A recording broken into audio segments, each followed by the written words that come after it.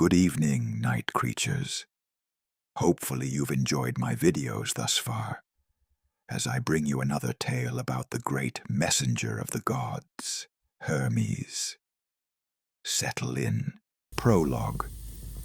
The god between and the space that needs crossing. Before anything can be said about Hermes, something must be said about borders. Every world has them. The border between day and night, the threshold hour when the sky is neither dark nor lit, when the birds fall silent before resuming, when the world is briefly suspended between what it was and what it will be. The border between the living and the dead, that terrible, necessary line that everything mortal approaches, and that most approach only once. The border between one country and another, between one language and another, between one mind and another, between one moment and another. Borders are not nothing. They are not merely the absence of what exists on either side. They are something in themselves. A zone, a transition space, a place where the rules of neither territory fully apply. In border zones, things are possible that are not possible in settled territory. The traveler becomes briefly undefined, briefly between identities, briefly free of the categorizations that settled life requires. The message in transit is neither with the sender nor the receiver. The soul on its way from life to death is neither one thing nor the other. These threshold spaces, the crossings, the transitions, the moments of between, required a god. Not a god of any settled domain, not a ruler of any fixed territory. Something more mobile, more liminal, more constitutionally suited to existing in the spaces between things than in anything itself. Something that could move between the living world and the dead world without losing itself. That could carry language between one mind and another without distorting it. That could exist in the space between the divine and the mortal without being destroyed by either. The world required a god of between. And so, on a mountain in Arcadia, on a morning when the light was doing something complicated, and the air had the particular quality of not yet decided that the best mornings have, Hermes was born. He has been moving ever since. He has never stopped moving. Movement is his nature, as the sea is the sea's nature. Not something he does, but something he is. The winged sandals are not equipment, they are expression. They are the visible form of what he is internally. A being constitutionally in motion, whose rest is always temporary, whose stillness is always provisional, who is always, in some sense, on the way from somewhere to somewhere else. He is the fastest of the gods. He is also the most present, the most available, the most likely to appear without announcement, in places where you did not expect a god, and would not have thought to look for one. He is everywhere the roads go, which is everywhere roads have ever gone, which is everywhere. He is Hermes. He is the god between. And his story begins, as he himself would begin any story, with the grin of someone who knows something you don't and is deciding whether to tell you. At the very beginning. The birth and first day. Part 1. Maya and the Cave. Chapter 1. The Mountain Before He Existed. Selene was a mountain in Arcadia, in the southern part of Greece, in the region that was considered the oldest and most wild and most connected to the earth's original nature.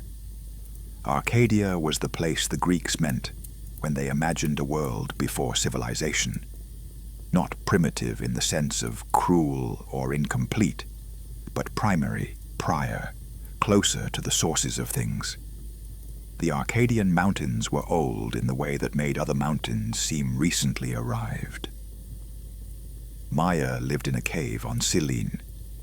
She was one of the Pleiades, 7 sisters, daughters of Atlas who held the sky, nymphs of a particular quality that was not quite divine and not quite mortal, but existed in the vast middle territory between those categories that the Greek imagination populated with an extraordinary variety of beings.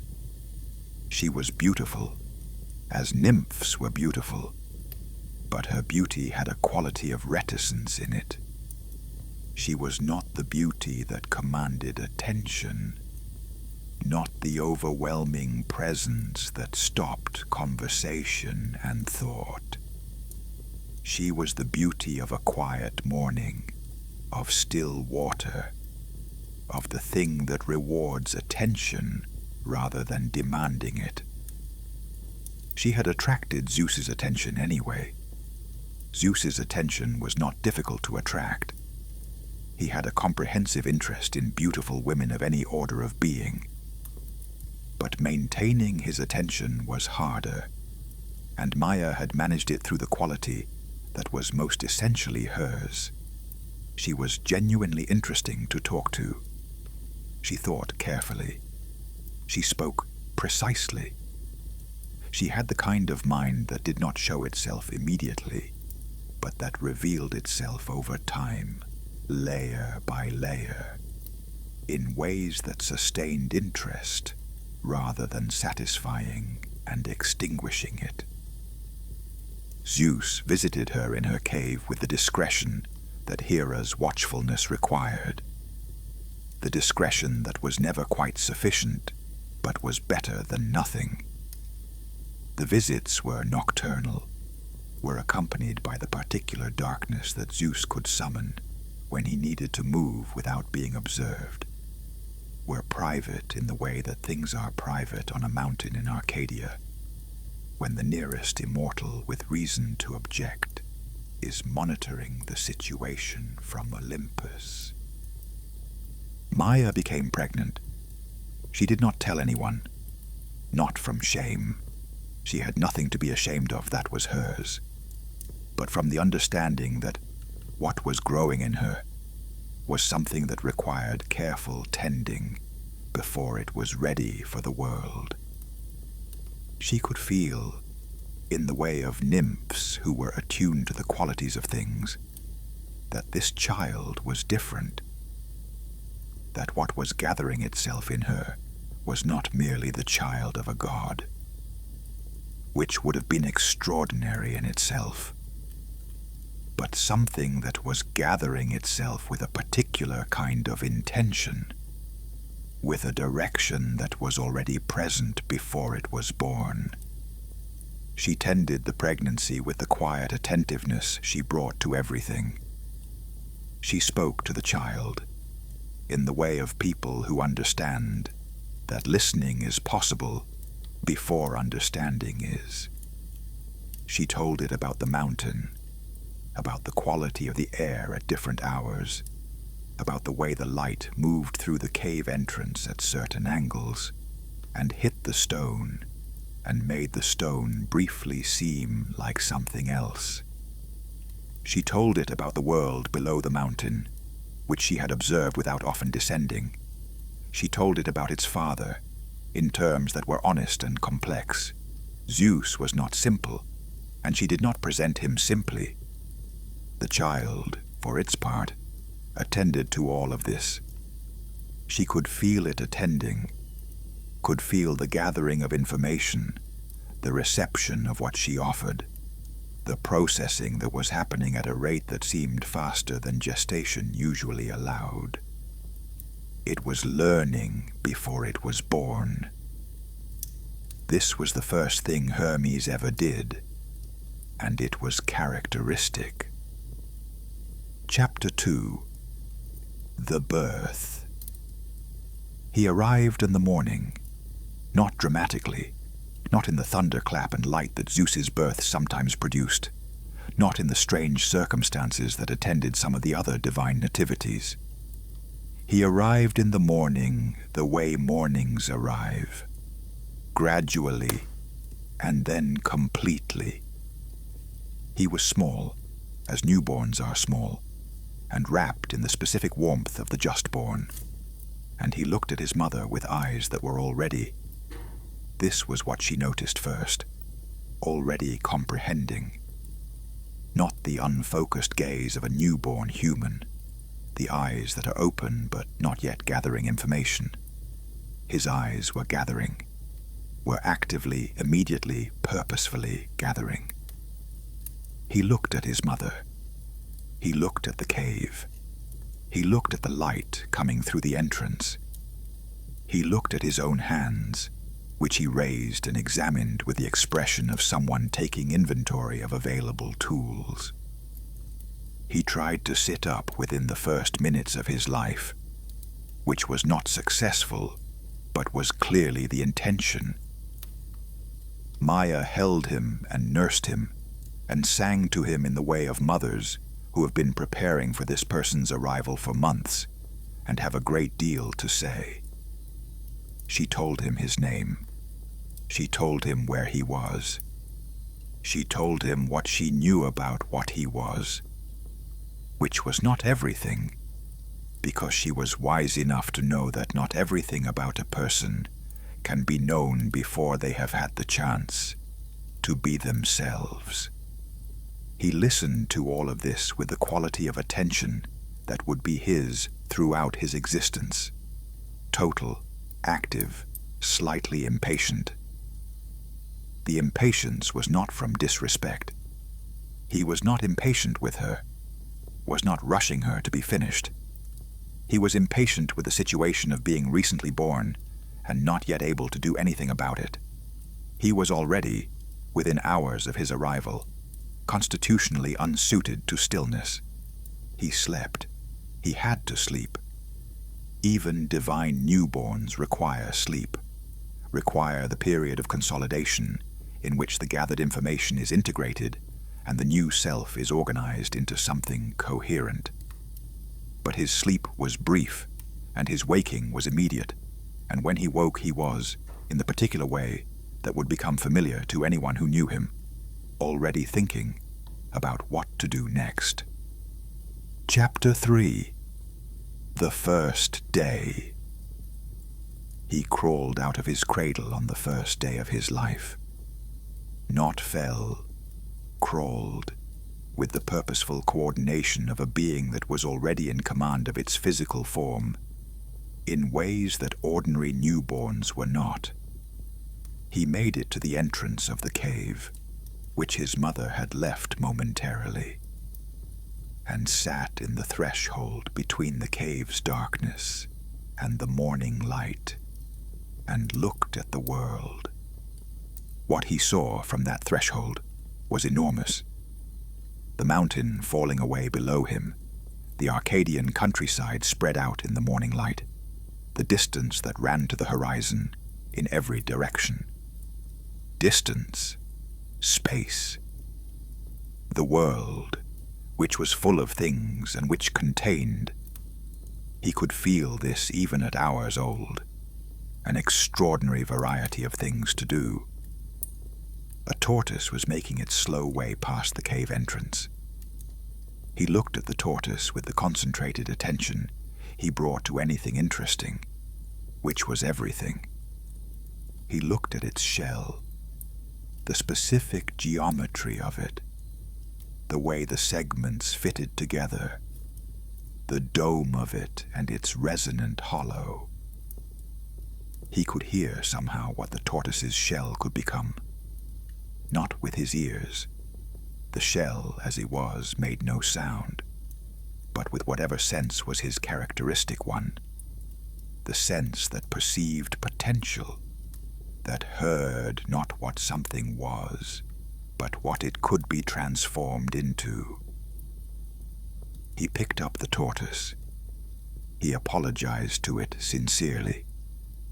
Even on his first day, even in the midst of what was clearly going to be a creative act that the tortoise might not appreciate, He felt the appropriate acknowledgement of what he was doing was owed to the creature involved. He worked on it for the rest of the morning. What he produced was the first lyre. The specific mechanics are debated. The traditions disagree on some particulars, but the essential shape is agreed upon. The tortoise shell as resonating body, strings stretched across the opening, a framework that could be played, an instrument that turned what had been silent into something that could make music.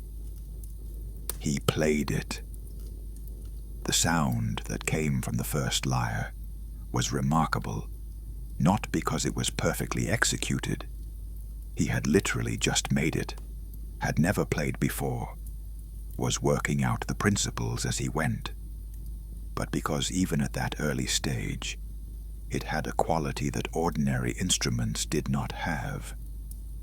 The music of the first lyre, played by the god who had made it that morning, contained something that music can sometimes contain when it is being made by someone who understands, at a molecular level, what music is for. Music is a kind of communication that exceeds language. It carries emotional information that language cannot encode, transmits states of being rather than descriptions of states of being, moves through the listener's body, and changes what it finds there.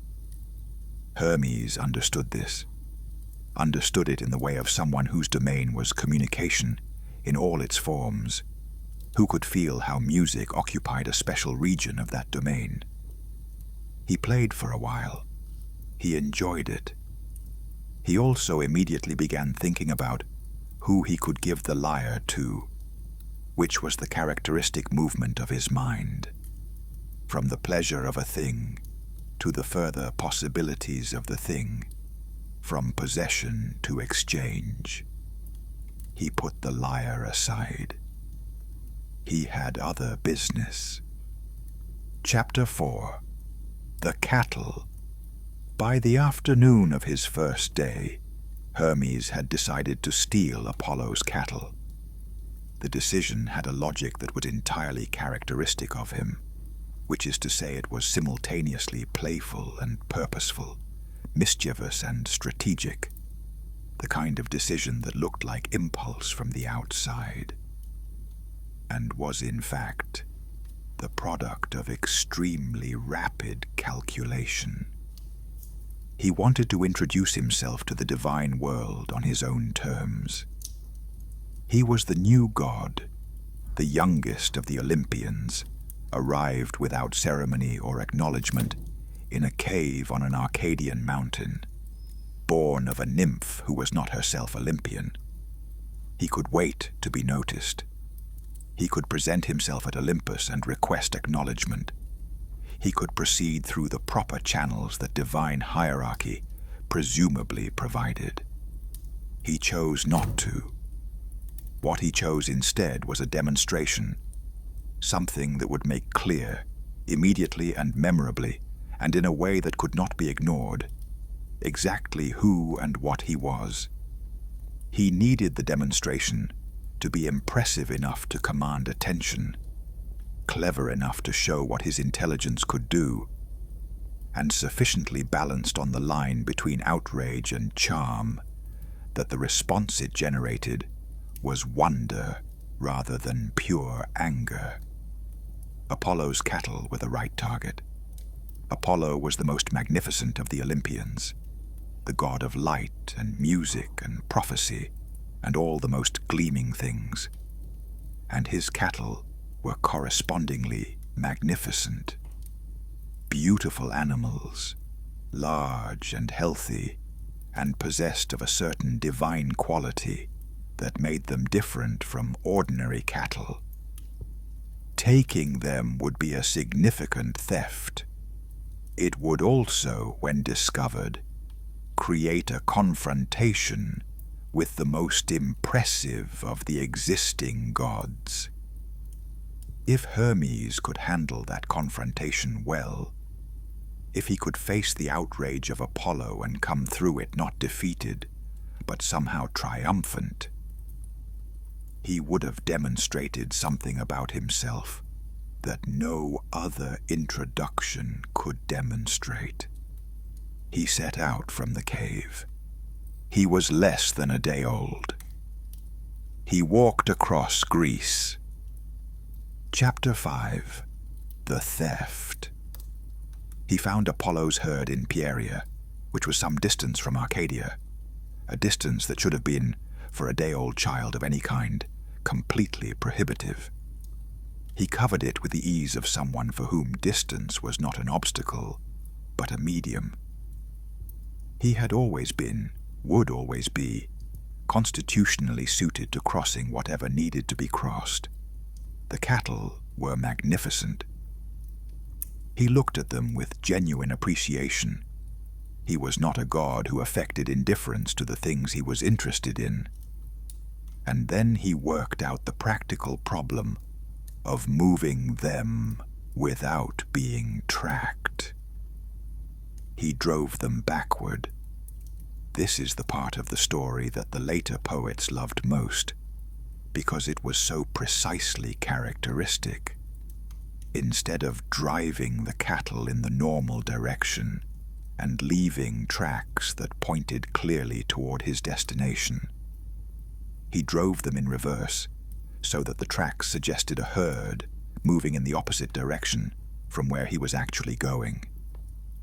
He also, various traditions suggest, made himself special sandals of woven grass or reeds that left prints that were not clearly the prints of a child, or were not the prints of any normal traveler. He was meticulous about this. The misdirection was not casual. It was careful, thorough, the work of a mind that was thinking several steps ahead, that understood how the evidence of an action could be arranged to tell a false story. He drove the cattle across Greece and into a cave near Pylos, where he sacrificed 2 of them, not in the ordinary way, but in a specific form that was itself significant, that demonstrated his understanding of divine protocol in the very act of violating it. He divided the meat into 12 portions, which was not the division you made for a meal. It was the division you made if you were acknowledging 12 Olympian gods. He was claiming his place. Even in the act of theft, he was making the argument for his own belonging. He made fire for this sacrifice with 2 sticks. Made fire, as if discovering it. The first fire properly made by the tool of friction, and this, too, was characteristic. He encountered things and understood immediately how they worked, what they were for, what they could be turned into. He ate his portion. He was hours old and had already committed significant theft, made a musical instrument, walked across Greece, and participated in a religious ceremony that he had designed himself. He went home. He crawled back into his cradle. He arranged himself in the posture of innocent infant sleep. He was not asleep. He was waiting to see what would happen next. Chapter 6. Apollo. Apollo found him the next morning, which demonstrated Apollo's intelligence rather than Hermes's carelessness. The misdirection had been good, but Apollo was the god of prophecy, which meant that the ordinary evidentiary requirements of tracking were supplemented by resources Hermes had not fully accounted for. Apollo arrived at the cave on Selene with the magnificent irritation of someone who is both genuinely angry and somewhat awed by what they have discovered. He stood in the entrance of the cave and looked at the infant in the cradle and felt 2 things simultaneously. complete certainty that this infant had stolen his cattle, and genuine uncertainty about how to proceed with an infant who had stolen his cattle. Maya was present. Her face, when she looked at Apollo standing in the entrance of her home, was the face of a mother who is aware that something has happened, but intends to maintain appropriate, dignified composure regardless. Hermes, from his cradle, looked at Apollo. He did not pretend to be asleep. He was too interested in this confrontation to waste it on pretense. He looked at Apollo with the same quality of attention he had brought to the tortoise, to the lyre, to the cattle. Total, active, taking in everything. Apollo was extraordinary, even through an infant's limited vantage point, and Hermes's vantage point was already less limited than a typical infant's. He could feel the quality of Apollo's divine presence, the light that was inseparable from him, the beauty that was not merely physical, but expressive of something essential about what he was, the specific quality of power that had both strength and grace combined in it. He was also, Hermes observed, currently quite angry, and the anger was the kind that had dignity in it. Not the explosive fury of Ares, not the calculated cold anger of Hera, but the anger of someone who had been treated with less respect than they deserved, and was genuinely puzzled by this, because they were accustomed to being treated with the appropriate amount of respect. Hermes decided that the best approach was honesty combined with charm. Not the dishonest version of charm that softened everything to the point of meaninglessness. Honest charm, the charm of someone who was genuinely interested in the situation and the person they were in it with, who brought their actual intelligence to the encounter rather than the performance of it. He said he was an infant and could know nothing of cattle. He said this with such complete innocence of expression that Apollo, who was certain of what had happened, found himself briefly doubting the certainty. Not because the argument was convincing. It was not, and Hermes had not expected it to be, but because the delivery was so precisely calibrated, so exactly on the line between plausible and outrageous, that it produced the moment of uncertainty that any good misdirection produces. Apollo was not misdirected, but he was, beneath the irritation, interested. Chapter 7. Before Zeus. The dispute went to Zeus, because disputes between gods went to Zeus when they could not be resolved otherwise. Zeus was the father of both parties, the obvious father of Apollo, the less publicly acknowledged father of Hermes. And his court was where divine grievances were heard.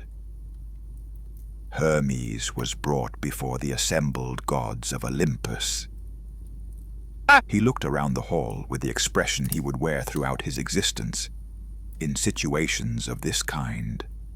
Attentive, interested, not particularly intimidated, clearly thinking.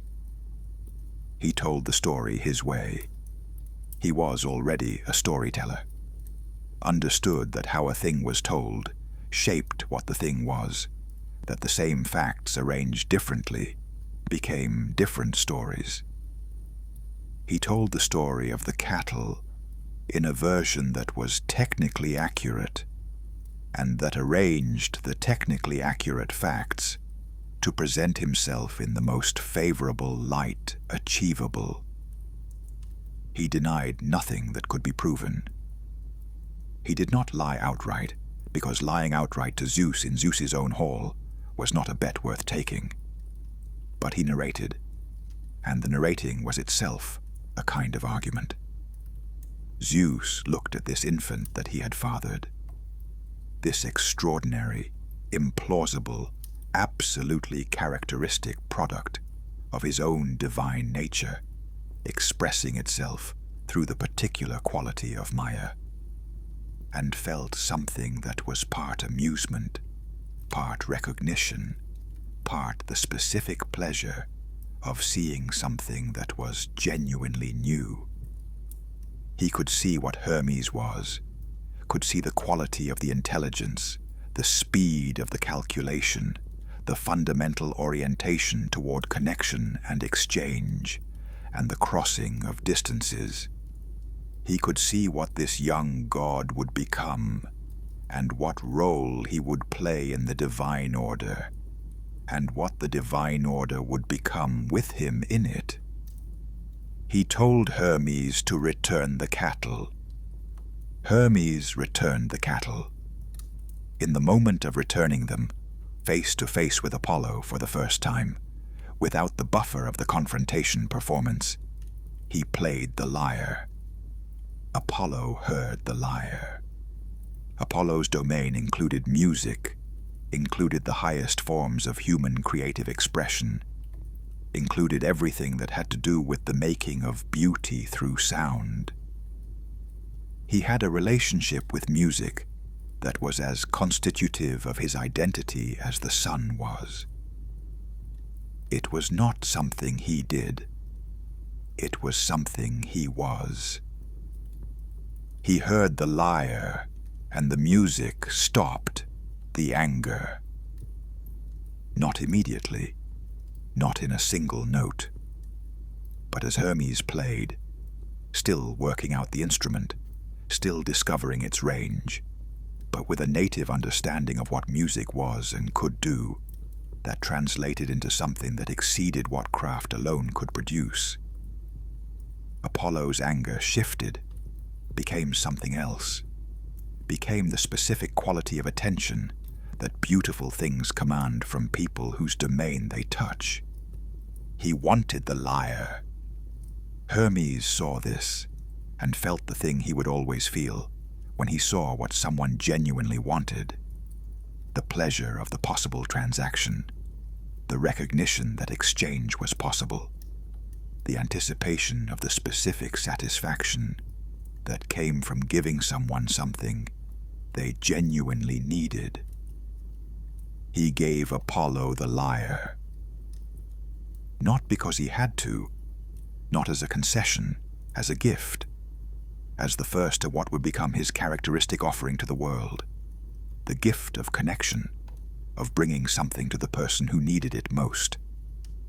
Apollo, in exchange, gave him the caduceus, the herald's staff, the instrument of the messenger, the symbol of the role that was already his, but that this exchange formalized and gave divine sanction. And Zeus, watching the exchange, watching the negotiation between his two sons, resolve itself in this specific way, not through force or hierarchy, but through the recognition of mutual need and the generosity of exchange, gave Hermes his commission, made him the messenger of the gods, the herald, the one who crossed every border, carried every message, moved between every world, made him what he already was, but officially. Hermes was less than 2 days old. He had already become himself. Part 2. What he was. Chapter 8. The nature of his gift. He was the god of many things. This was both his characteristic and his most common misunderstanding. The misunderstanding worked like this. Because his domain was wide, it was assumed to be shallow. Because he governed many things, it was assumed he governed none of them deeply. The jack-of-all-trades intuition, that breadth necessarily compromises depth, was applied to him, and the application was wrong. His domain was wide because his domain was unified by a single underlying principle, and that principle was deep.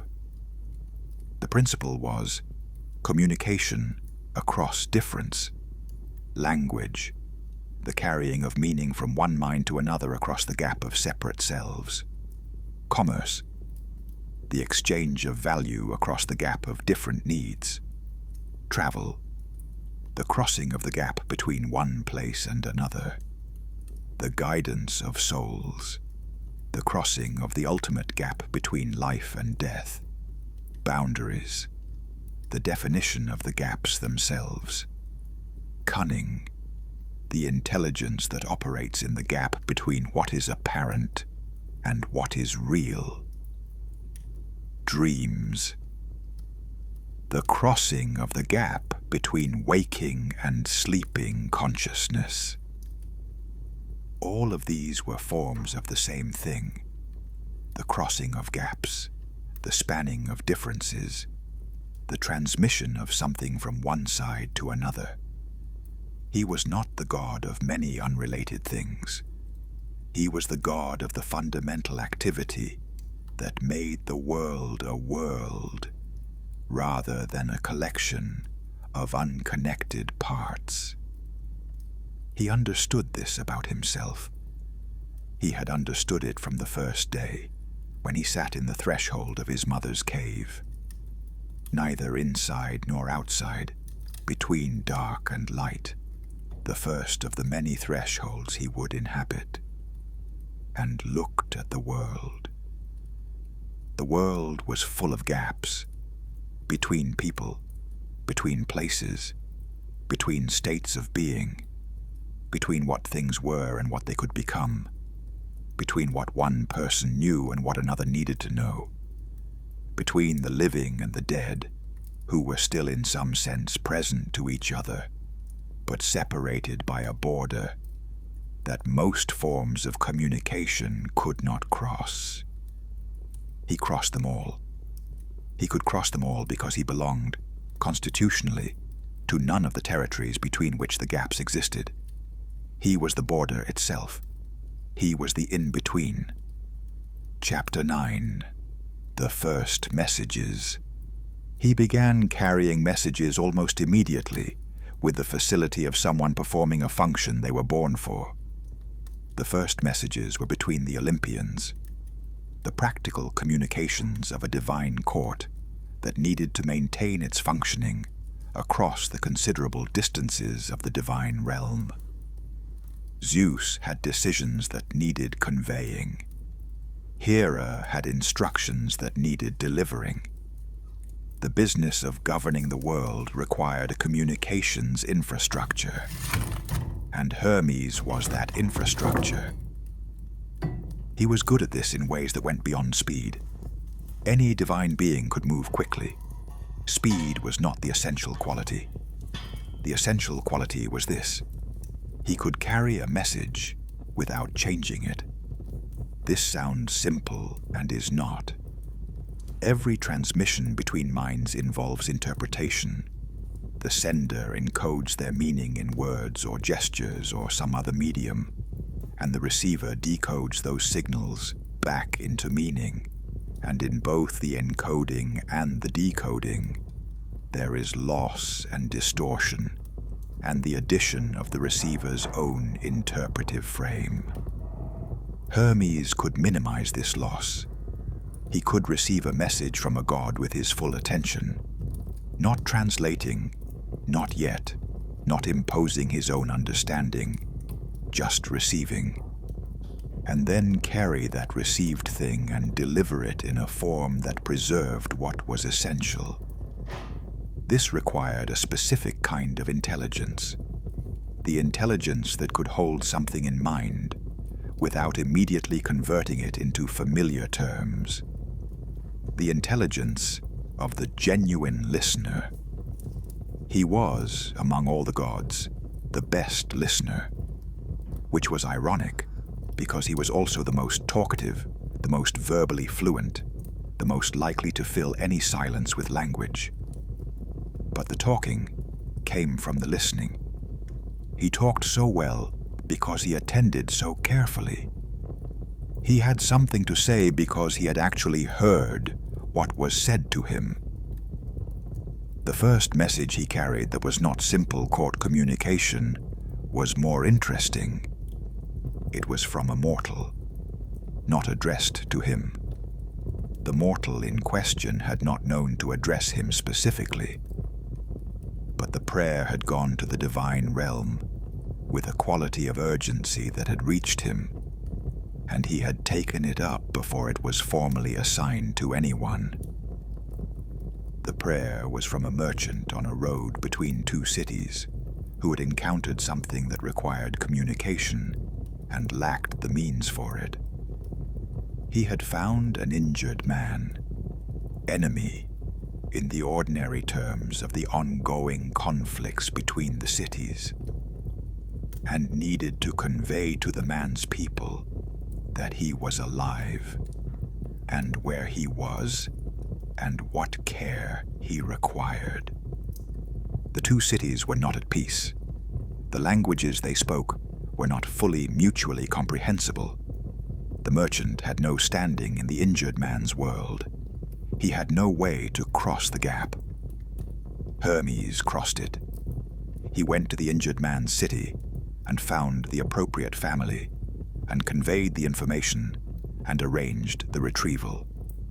Not through any miraculous means, but through the application of intelligence to the practical problem of communication across difference.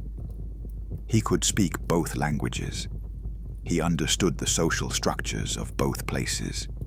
He knew how to approach the family in a way that would be received rather than rejected. The injured man was retrieved. The merchant continued his journey. Neither of them saw Hermes. He had been present in the encounter and then absent in the way of things that are needed and then no longer needed, that serve their purpose and move on. This was also characteristic. He was not interested in credit. He was interested in the crossing of gaps, and credit was its own kind of gap, its own kind of accounting that kept track of who owed what to whom. And he found that accounting less interesting than the transactions themselves. Chapter 10. Commerce. He was the god of commerce. This is the one aspect of his domain that tends to make modern audiences least comfortable. The idea that the divine would concern itself with buying and selling, that a god who carried divine messages and guided souls of the dead also governed the price of fish at the market. The discomfort comes from a misunderstanding of what commerce actually is.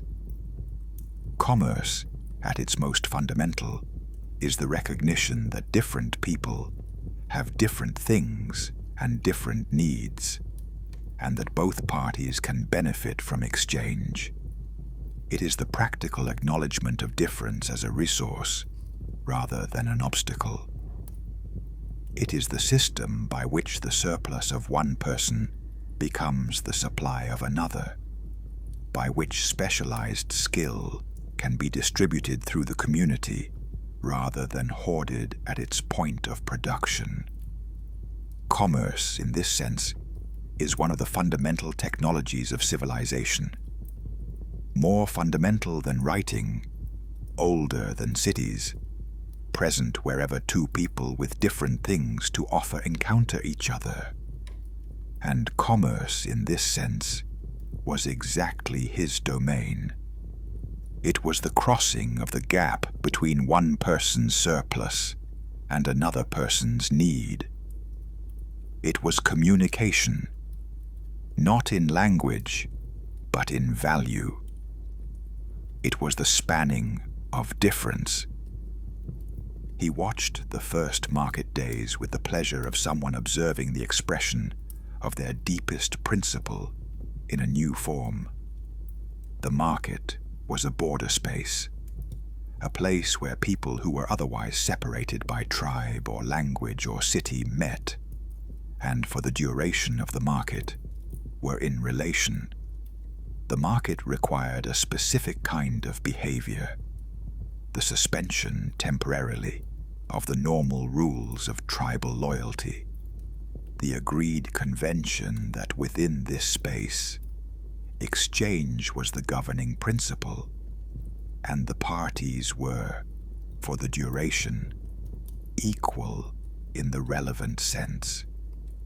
This suspension, this agreed convention, this temporary creation of a space with different rules than the surrounding territory, this was his domain in its most social form. He was the god who made the market possible by making possible the agreement that made the market possible. He was also the god of merchants, of the people who made their lives in the in-between, who lived on the road rather than in any fixed place, who were always crossing from one territory to another, and whose skill was precisely the skill of operating effectively in spaces between. The merchant who could speak both languages, who understood both customs, who could translate not just words, but values and expectations. This was his person, the mortal most fully expressing his nature.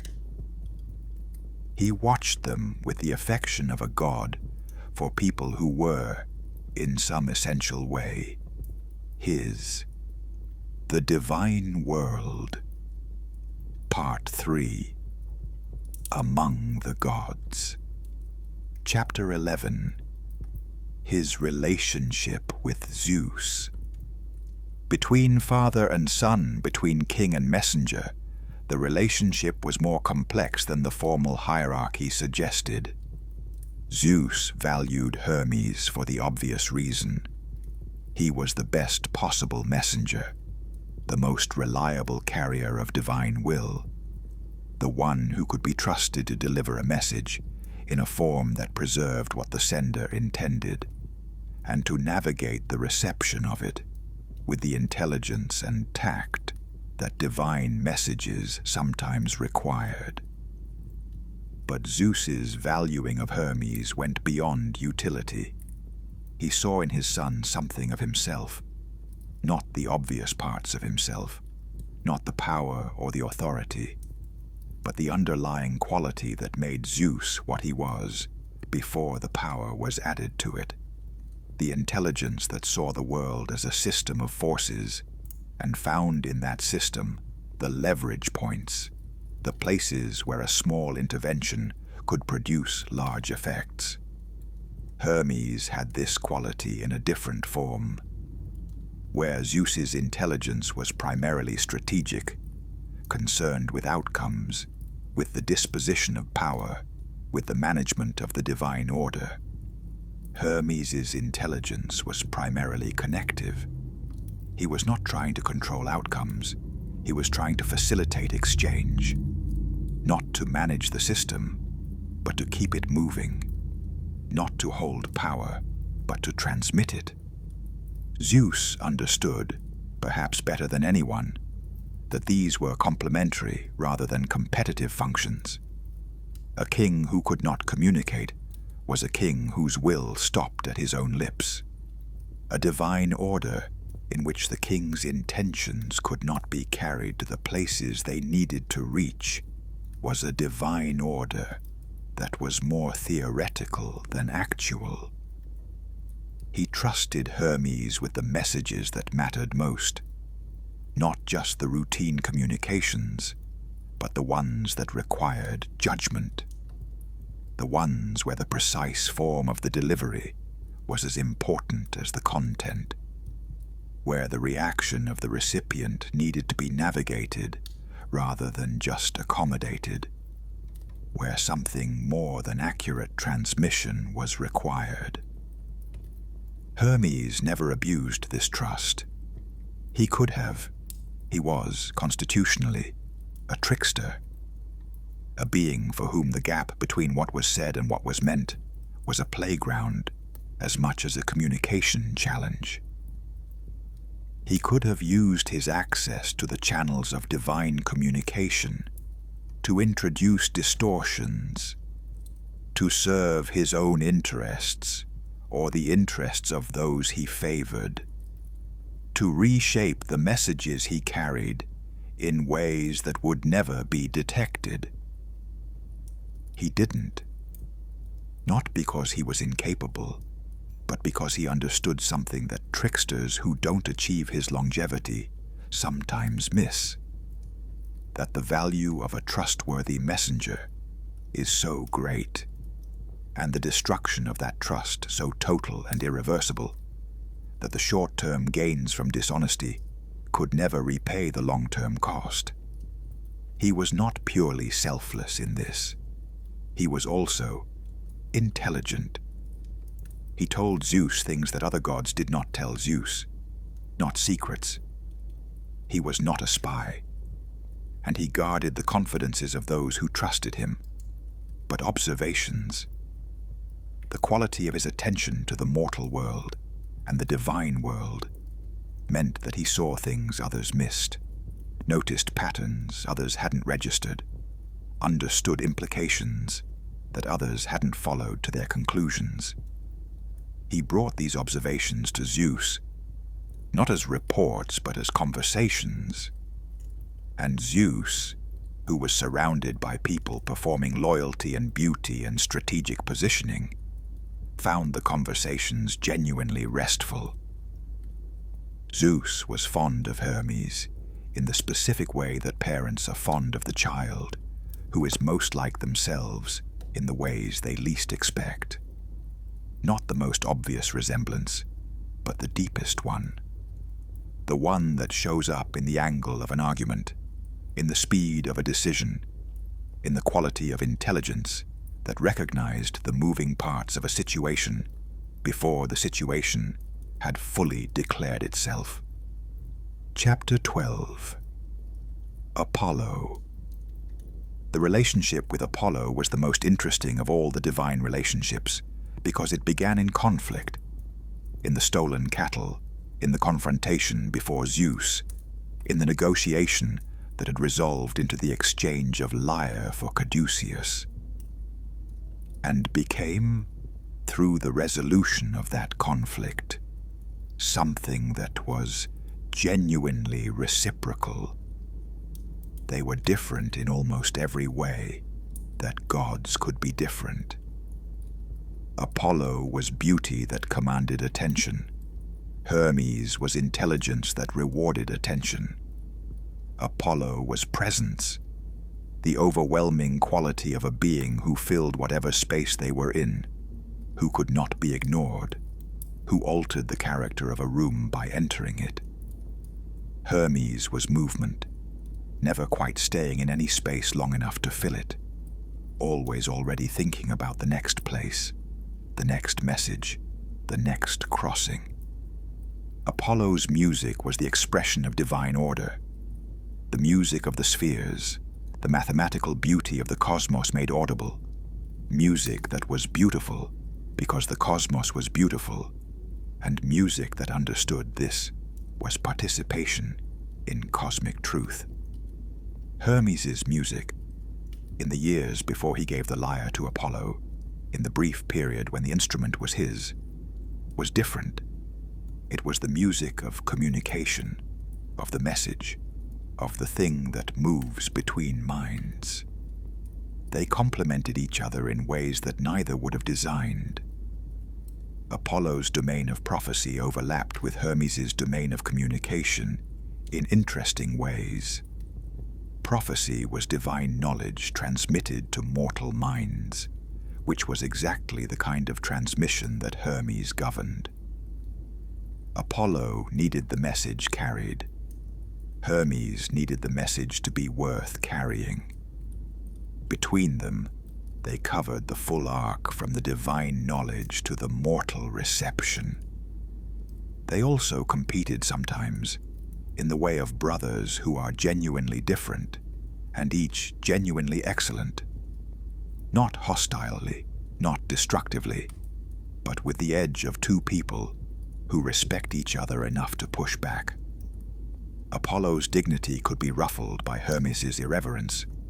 Hermes's mobility could be complicated by Apollo's insistence on proper form. But these were productive frictions rather than damaging ones, and they produced, over the centuries, a relationship that was among the most genuine on Olympus. Apollo eventually gave Hermes the gift of prophecy in a limited form, not the full oracular gift, which was Apollo's own, but the art of divination from small signs, from the patterns of natural things, from the reading of the world's surface for what it concealed. This gift was characteristic of Hermes's mode of understanding, the small detail rather than the grand revelation, the accumulated observation rather than the direct vision, the reading of what was already present rather than the reception of what was directly transmitted. He thanked Apollo for this gift with genuine warmth, which was the warmest he ever was with any of the gods, because it was a gift that showed understanding, and he had not expected to be understood in exactly this way. Chapter 13. Athena. With Athena, he had the relationship of two gods whose domains were adjacent rather than overlapping, close enough to be relevant to each other, distinct enough not to create the competition that came from genuine overlap. She was the goddess of wisdom and craft, of the intelligence that built things, cities, strategies, plans, the complex architectures of human civilization. He was the god of the intelligence that moved between things, that carried and translated and transformed in transmission. She built, he transmitted. Between them, they covered the full arc from creation to distribution. He admired her intelligence in the specific way that people of similar intelligence admire each other, with the pleasure of recognition, of finding someone else who was operating at a level of complexity that he found comfortable and that many others found intimidating.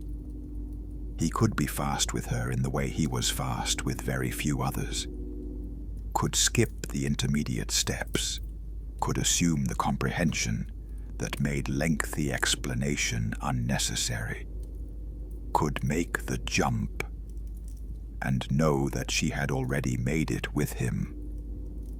She found his irreverence instructive.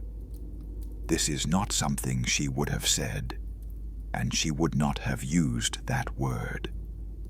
But she had a tendency, the tendency of very orderly minds, toward the over-systematization of things that resisted systematization. She liked things to be more certain than they were. He liked things to be exactly as uncertain as they were. Their disagreements were always interesting. They disagreed about the relationship between cleverness and wisdom.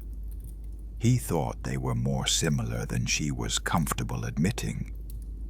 She thought they were more different than he was comfortable acknowledging. They never resolved this. The non-resolution was itself a form of mutual respect. They had too much regard for each other's position to pretend it had been answered. He helped her sometimes with problems that required his specific gifts.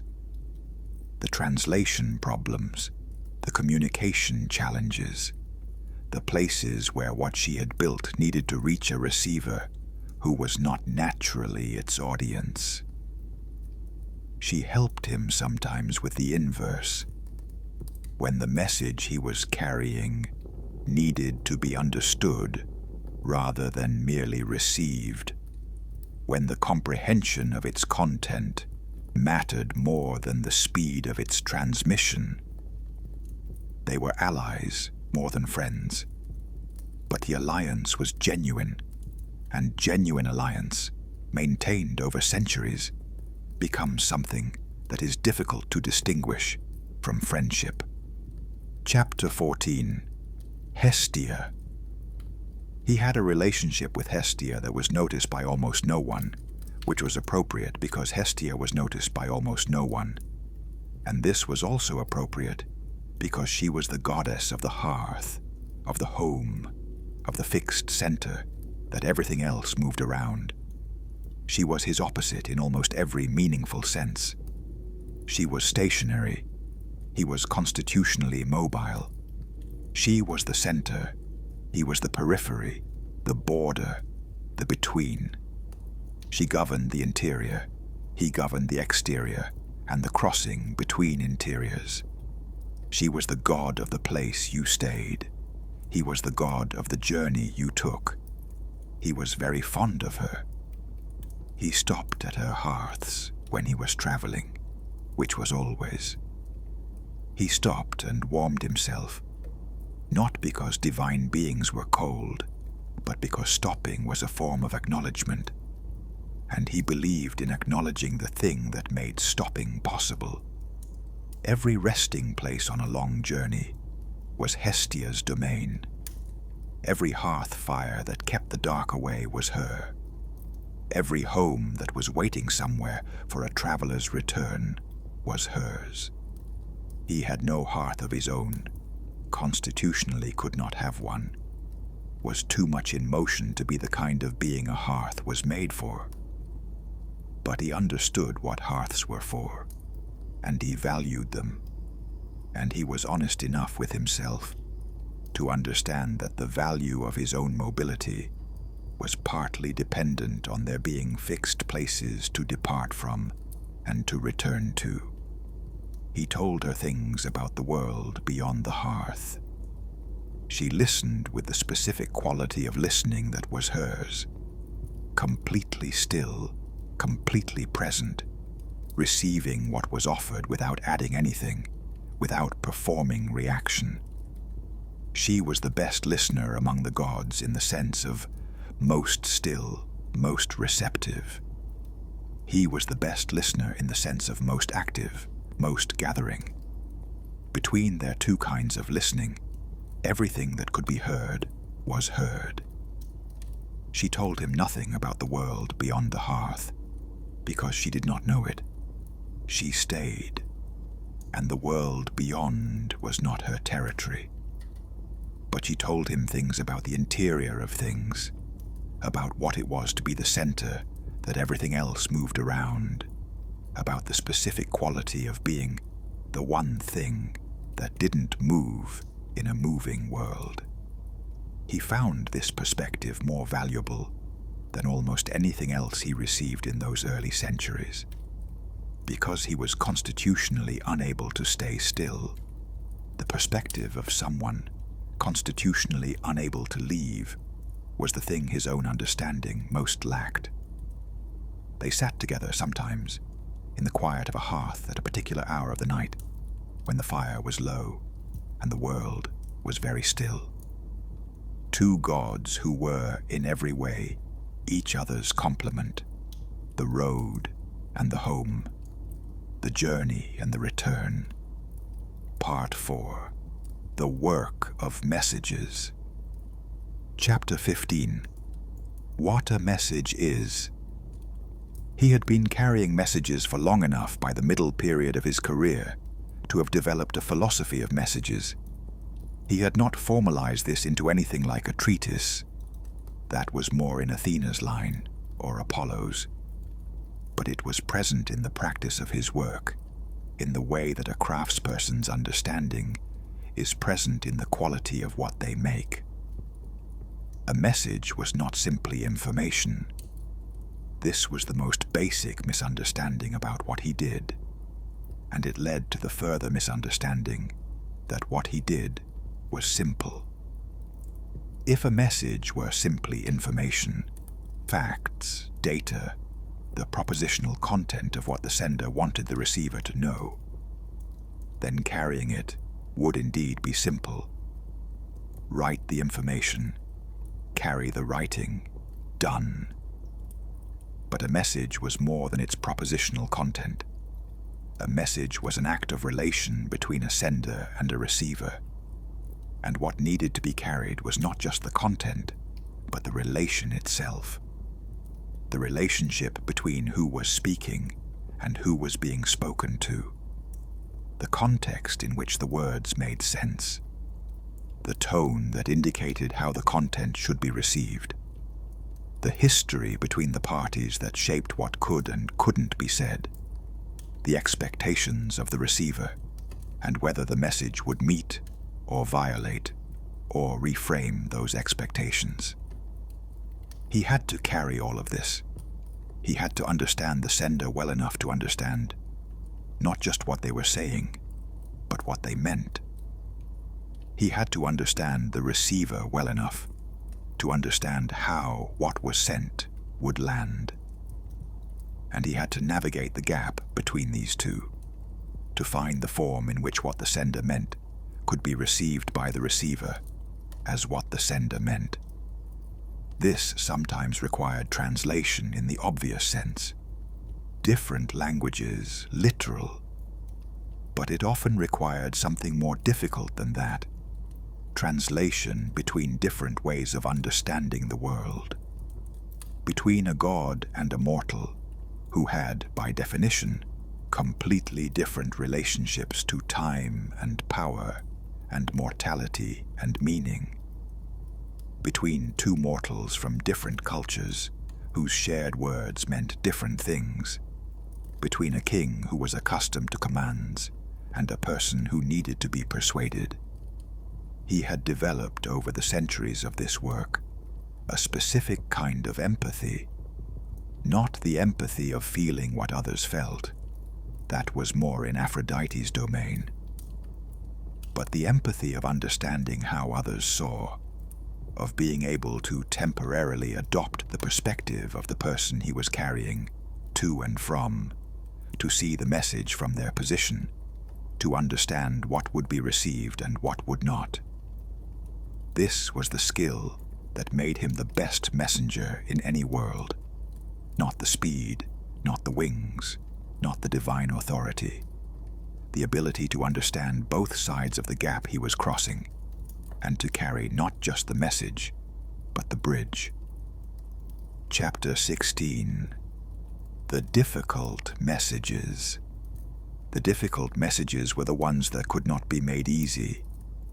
He had learned early that there was a category of message that all the skill in the world could not render painless, could be delivered more or less well, could be received in circumstances that were more or less supportive, but that could not be reshaped into something that would not hurt, because the hurting was in the content, not the delivery.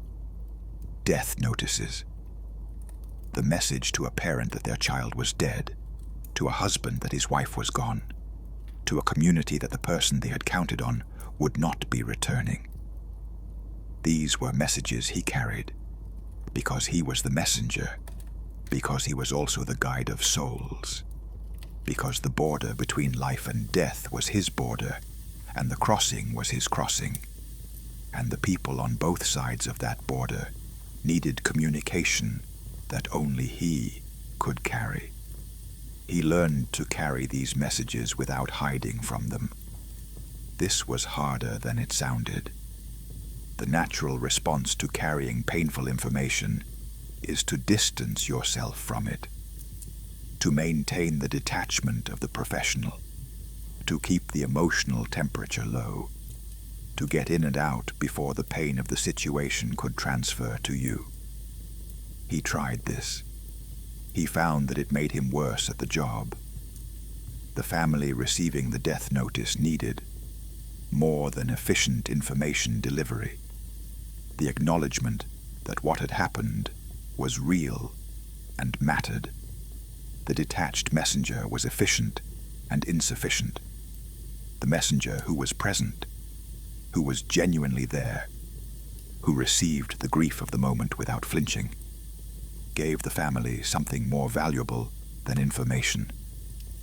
He began to stay, sometimes, for the grief. Not long.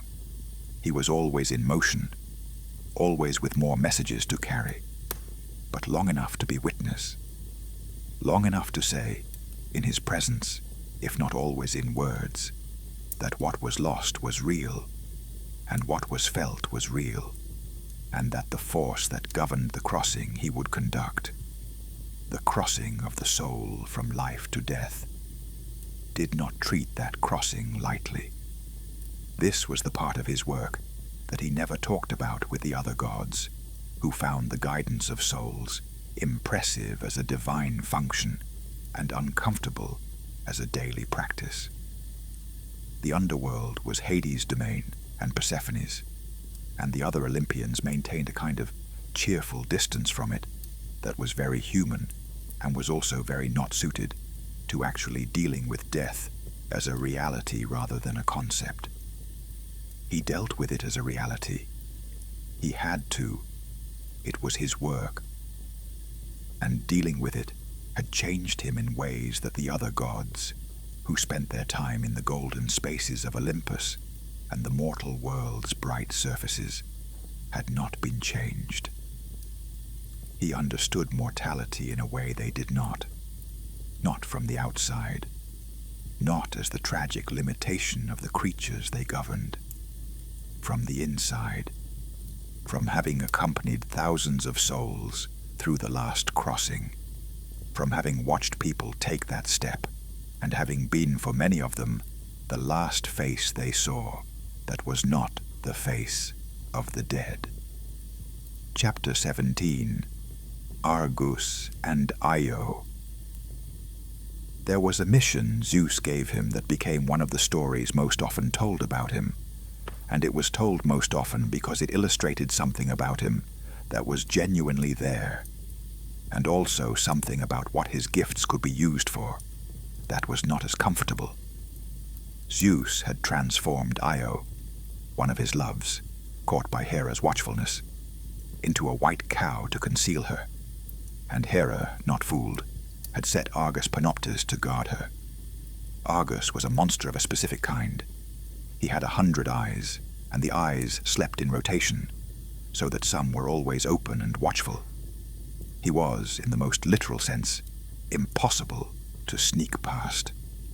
Zeus sent Hermes to free Io, which meant killing Argus, which meant getting past the 100 eyes, which meant solving a problem that was genuinely interesting as a problem, one of the harder communications problems he had ever been assigned. He went to Argus not as an adversary but as a companion. He sat beside the creature and began to talk. He talked for a very long time. He talked with the full force of his gift, not the deceptive version, not the trickster's patter that was designed to confuse and distract. The genuine version, the ability to make language that was so fully attended to, so complete in itself, so hypnotic in the specific way that something exquisitely matched to its audience is hypnotic, that the listener found themselves pulled entirely into the world the words made. He told Argus stories, one after another, with the patience of someone who understood that patience was itself a form of intelligence, that the long approach was sometimes the only approach. The stories were not chosen randomly. Each one was chosen for what it added to the effect he was building, for how it extended and deepened the state of attention he was creating in Argus. The eyes began to close, one by one, as the stories accumulated, and the voice continued and the night grew deeper. The eyes of Argus closed, not all at once, not in the way that would have been suspicious, but gradually, in the natural rhythm of a creature being lulled by something that was matching its frequency exactly. When they were all closed, Hermes acted. He has thought about this a great deal. The use of his gift, his real gift, his genuine capacity for the communication that reached another being where they actually were, as the instrument of that being's death. He had not deceived Argus exactly. The stories had been real stories. The attention had been real attention. And then he had killed the creature that had been listening. He has never resolved this into a clean accounting. The mission was right. Eo's captivity was unjust. Argus was the instrument of that injustice. He had done what he had been asked to do, and what needed to be done. And he had done it with his best and most genuine gift. And the gift had served a killing. And this was a fact he carried. He was not a simple god. He was the god of between, and the between was not always comfortable territory. Chapter 18. Odysseus. He had many favorites among the heroes. He watched them all. The divine court had its interest in the great mortal careers, and he was more present in the mortal world than most, which meant he watched more closely and from more angles. But he had favorites, and the favorites were not always the obvious ones. He favored Odysseus. The reasons were obvious enough. Odysseus was the most like him of the great heroes. Not physically. Odysseus was not particularly large or strong or beautiful in the way of the heroes who made their reputation on those terms. He was clever. He was the man of many ways, the one who solved problems that could not be solved by force, the one who understood that language and intelligence and the ability to see what another person needed and use that knowledge were more reliable tools than any sword. He was, in the heroic register, Hermes's mortal expression. He watched the Trojan War with the specific interest he brought to any conflict where intelligence was in play alongside force, looking not at the battles, but at the negotiations, not at the fighting, but at the planning. He saw Odysseus in his element and recognized it. He helped him, not always directly.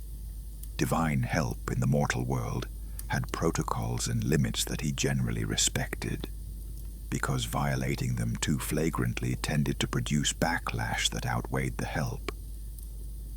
But he was present in the vicinity of Odysseus's decisions in ways that could be felt as luck or as clarity, or as the inexplicable rightness of an insight that seemed to come from nowhere.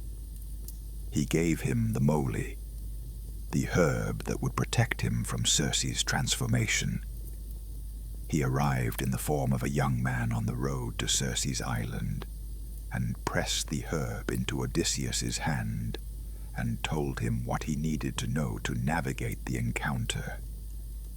He gave the information clearly and completely, and without false comfort.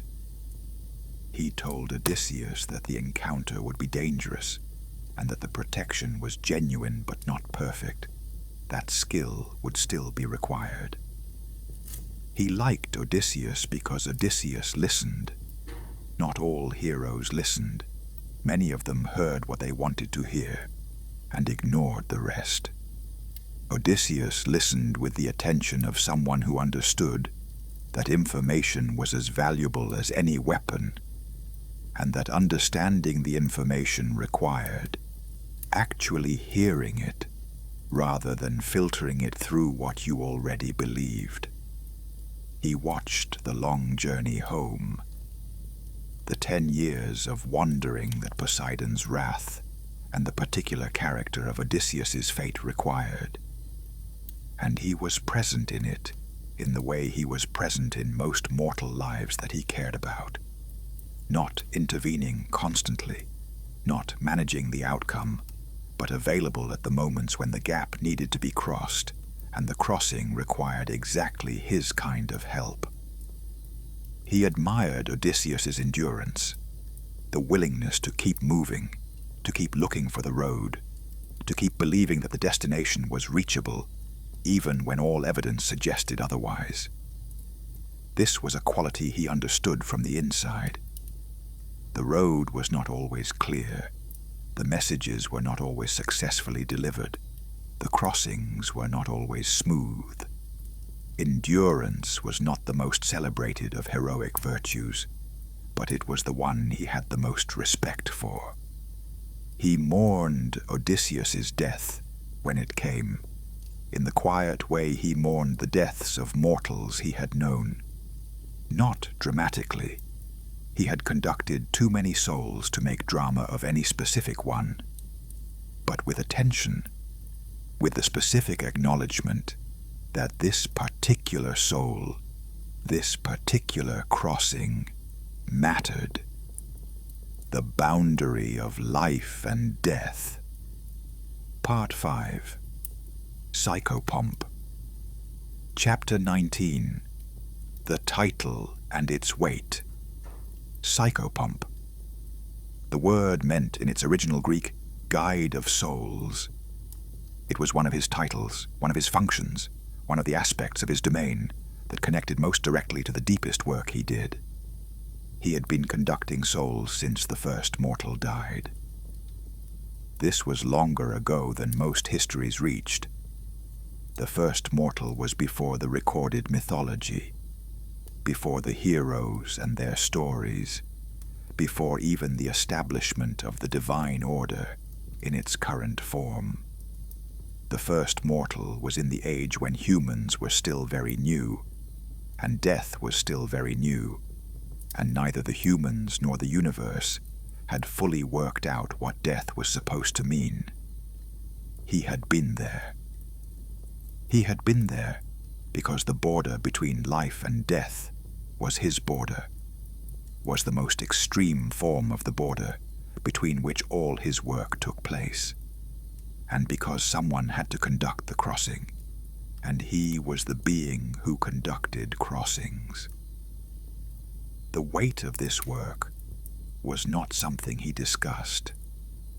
He carried it in the way that he carried the difficult messages, without hiding from it, without the defensive distance that would have made it bearable but insufficient. He was present for each crossing. He was genuinely present, in the way he had learned to be genuinely present for the families receiving death notices. He did not treat any soul as one of many. Each one was specific. Each one was the only crossing happening at that moment, the only soul in his charge. The scale of this, the sheer number of souls over the length of his existence that had made that crossing in his company, was something he did not allow himself to calculate, not from avoidance, but from accuracy. The individual experiences were not improved by the calculation of their total. Each soul was not one of many thousands. Each soul was one. He had learned to let them go. This was necessary, was the only way the work was survivable. Each crossing was complete in itself. When the soul arrived at the underworld and was delivered to Hades' domain, the crossing was finished. He released the attachment in the way that was necessary. He was always at the beginning of the next crossing, before the completion of the previous one had fully settled.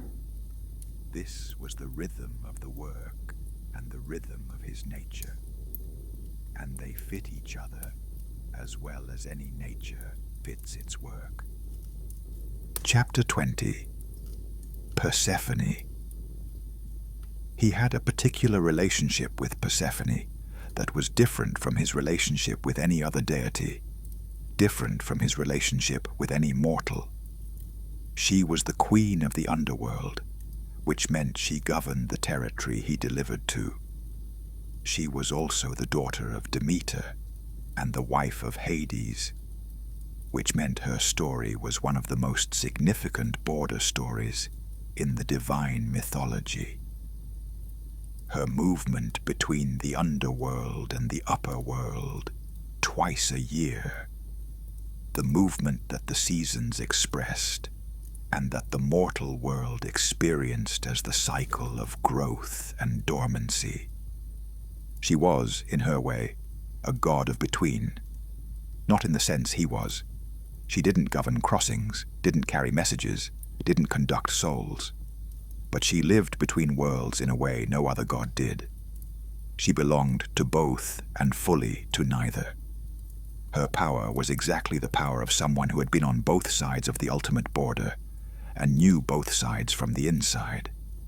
He respected her more than he respected almost anyone. Not because she was powerful. Many beings were powerful. Because she was honest about what had happened to her, about what her situation actually was, about what she had lost and gained in the crossing she had made. She did not romanticize the underworld, and she did not romanticize the upper world. She knew both, and she said what they were. He conducted her twice a year, each year, from the underworld to the surface in the spring, through the passages that connected the two realms, through the borders that were normally the borders of death, but that opened twice yearly for this specific crossing, from the surface to the underworld in the autumn, when the world above began its long retreat into dormancy. These crossings were different from the crossings he conducted for the dead. The dead were going one way, always and only one way. Persephone was going both ways, had been going both ways for as long as the arrangement had been in place, would continue going both ways for as long as the seasons continued. She was, in this sense, the most regular user of his services, and their relationship had the quality that regular shared work creates.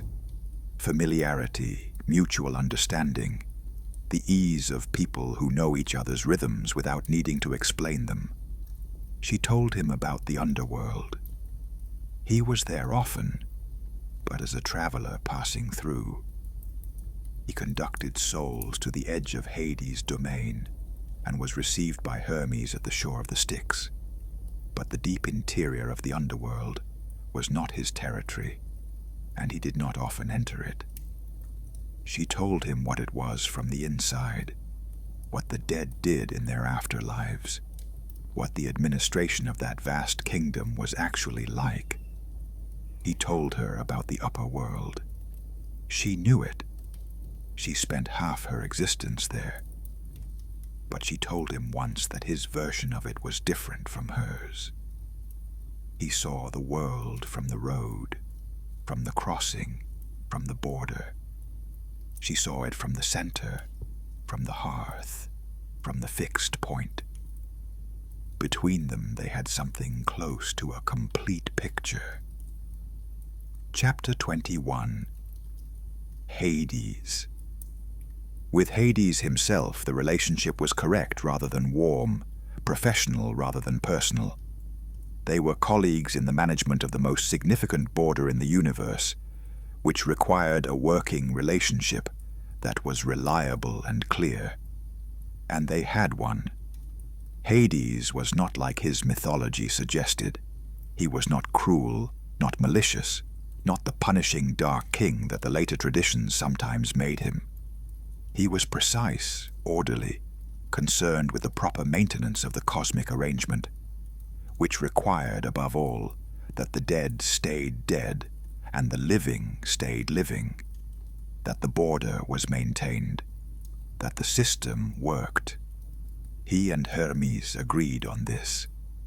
The border between life and death was real and important and needed to be maintained, not because the dead were being punished or the living were being denied something by their mortality, but because the system required it, because a universe without the distinction between living and dead was not a universe that worked. Where they sometimes disagreed was in the exceptional cases. The heroes who went to the underworld and came back. The loves so powerful that they compelled divine reconsideration of the arrangement. Eurydice and Orpheus being the most famous, the most heartbreaking, the most instructive. He had conducted Eurydice to the underworld. He had been present for all of it, for the death, for the crossing, for the delivery. He had then been present for Orpheus's arrival, for the music that had undone Hades' composure, which was genuinely impressive as an achievement. Hades' composure was considerable, for the negotiation that had produced the conditions of Eurydice's return. He had conducted her back through the passages toward the surface. He had been behind them, Orpheus in front, Eurydice following, he behind, maintaining the connection, maintaining the possibility. He had felt the moment Orpheus's uncertainty became his undoing, had felt it before the turn happened, had felt the quality of Orpheus's attention shift from forward to backward, the grip of his anxiety on the present moment losing its hold, the fear of the impossible gift being withdrawn, overtaking the trust that the gift required. He could not stop it. This was the condition of his role. He could facilitate the crossing, could be present for it, could maintain the possibility. But he could not choose for Orpheus. Orpheus's choice was Orpheus's. He conducted Eurydice back to the underworld for the second time. Her second crossing was different from her first, not more painful. The dead were beyond the pain of the initial crossing, but different in the quality of what it meant. The first crossing had been involuntary, the result of death, which was nobody's fault. The second crossing was the result of love that had not trusted itself enough. He had thought about this distinction for a long time. He did not blame Orpheus. He had spent too long understanding what love was from the outside to blame a person for loving in the only way they could love, even when that way was insufficient. But he had wept after, quietly, in the way he wept for the things that could not be otherwise. Not for long. He had too many crossings to stay long anywhere. But for the duration of a real grief, which was what the situation deserved. Chapter 22. The Underworld's Character. He had been to the underworld more times than anyone living. He knew its geography the way a merchant knows the roads, not as a tourist who had taken the famous route once, but as a professional who had traveled every path and knew where they led and what to expect at each junction. The underworld was not what its reputation suggested.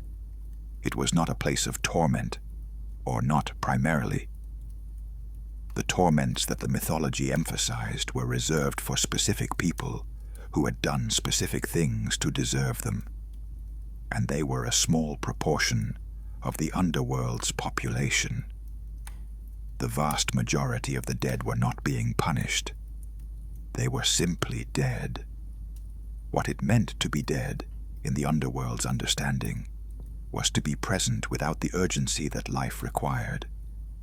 The dead were not in pain, not in joy, not in the pressing forward of time that the living experienced.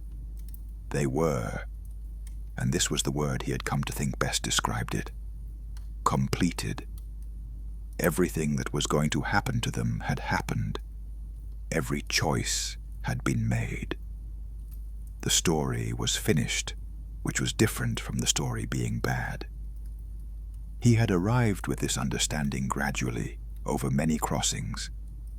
In the early period, he had experienced the underworld with something like the dread that mortals felt about it. Not for himself. He was not mortal, but the dread was present in the atmosphere of the place, and it was hard not to receive it. It was the dread of ending, of incompleteness, of the potential that would not be fulfilled. He had come to see this dread differently. The incompleteness was real, was genuinely there. Every soul he conducted had things unfinished, had wanted more time, had people they loved above who would miss them. This was real and deserved real acknowledgement. But the completion was also real. The finished story was not the same as the failed story. The ended life was not the same as the wasted life. He carried this understanding back to the world of the living in the form of a slightly different relationship to urgency. Not less urgency. He was constitutionally urgent, was always in motion, was always moving toward the next crossing, but a slightly different quality of urgency. The urgency of someone who knew what was on the other side and found it while not desirable, not the void. This made him better at his work, both the living world work and the underworld work. Better at the living world work because he was not trying to deny or avoid the fact of death when he was in the presence of it. Better at the underworld work because he was not carrying the dread of the place into it, was not adding his own anxiety to the anxiety that was already there. He had made his peace with the border between life and death. He had not made it light. The border was real, and its weight was real, but he had made it his. The Trickster. Part 6. The Meaning of Cunning. Chapter 23. Why there is a God of trickery. This requires explanation because it seems on the surface like the kind of thing that should not require divine sanction. Why would the world need a God of trickery? Why would the cosmos organize itself to produce a divine patron for deception? The answer begins with honesty. The world is not transparent. This is not a design flaw. It is the nature of a world in which separate beings with separate perspectives exist.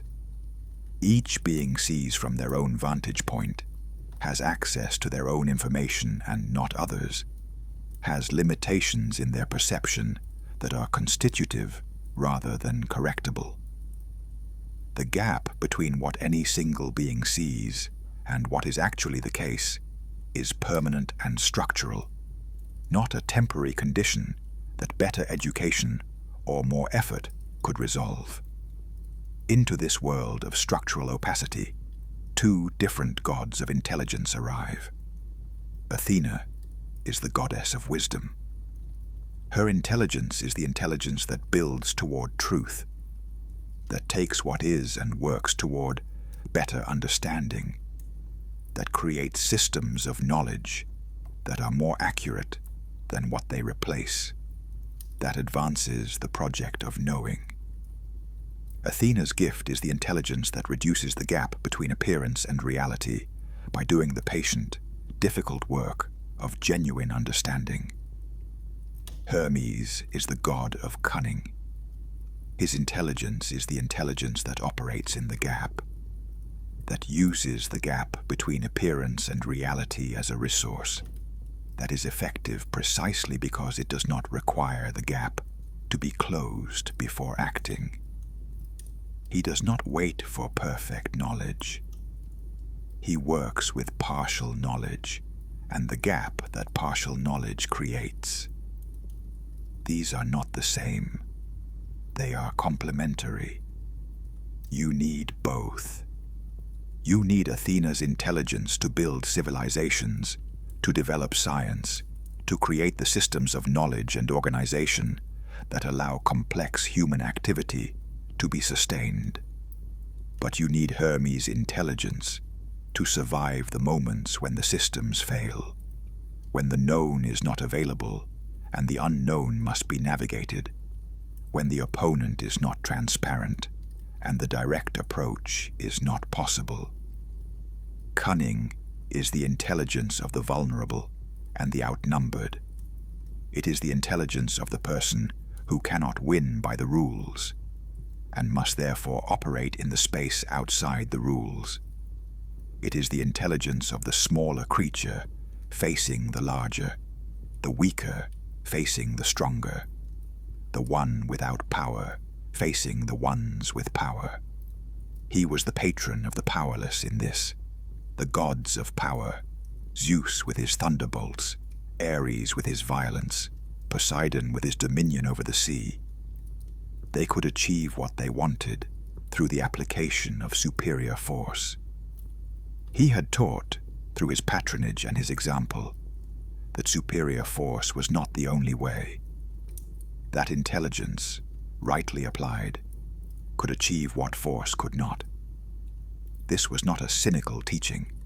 It was a teaching about reality, about the fact that the world contained situations where force was not available, where the direct path was not passable, where what was needed was not the straightforward application of power, but the creative navigation of constraint. He had lived this on his first day. Newly born, without the divine authority that would come later, without the position that the caduceus would eventually give him. He had achieved what he needed to achieve through intelligence, through the speed of thought, through the creative use of what was available. The cattle had not been taken by force. The situation had been resolved not by power, but by the exchange that his intelligence had facilitated. This was the first lesson, and all the lessons were variations on it. Chapter 24. The Forms of His Cunning. His cunning took many forms, and the diversity of forms was itself part of the point. The intelligence he embodied was not a single technique, but a general orientation toward the problem of operating in a world of incomplete information and unequal power. The form he was most famous for was verbal, the ability to use language not just to communicate accurately, but to shape how what was communicated was received. He had done this in the confrontation with Apollo and before Zeus, had arranged the true facts in forms that made the most favorable argument. This was not lying. He had never been comfortable with the definition of lying that equated any strategic deployment of truth with dishonesty. Strategic deployment was how all language worked. The question was what it was deployed in service of. He had learned the limits of this. Language used purely manipulatively, deployed in service of goals that the recipient would not endorse if they understood them, was a use of language that damaged the medium. The trust that made language work as communication was damaged by every use of language in which trust was itself the target. He was careful about this line. He walked it sometimes, was in the vicinity of it regularly in the nature of his work. But he tried not to cross it, and when he came close, he knew he was coming close, and the knowing of it was important.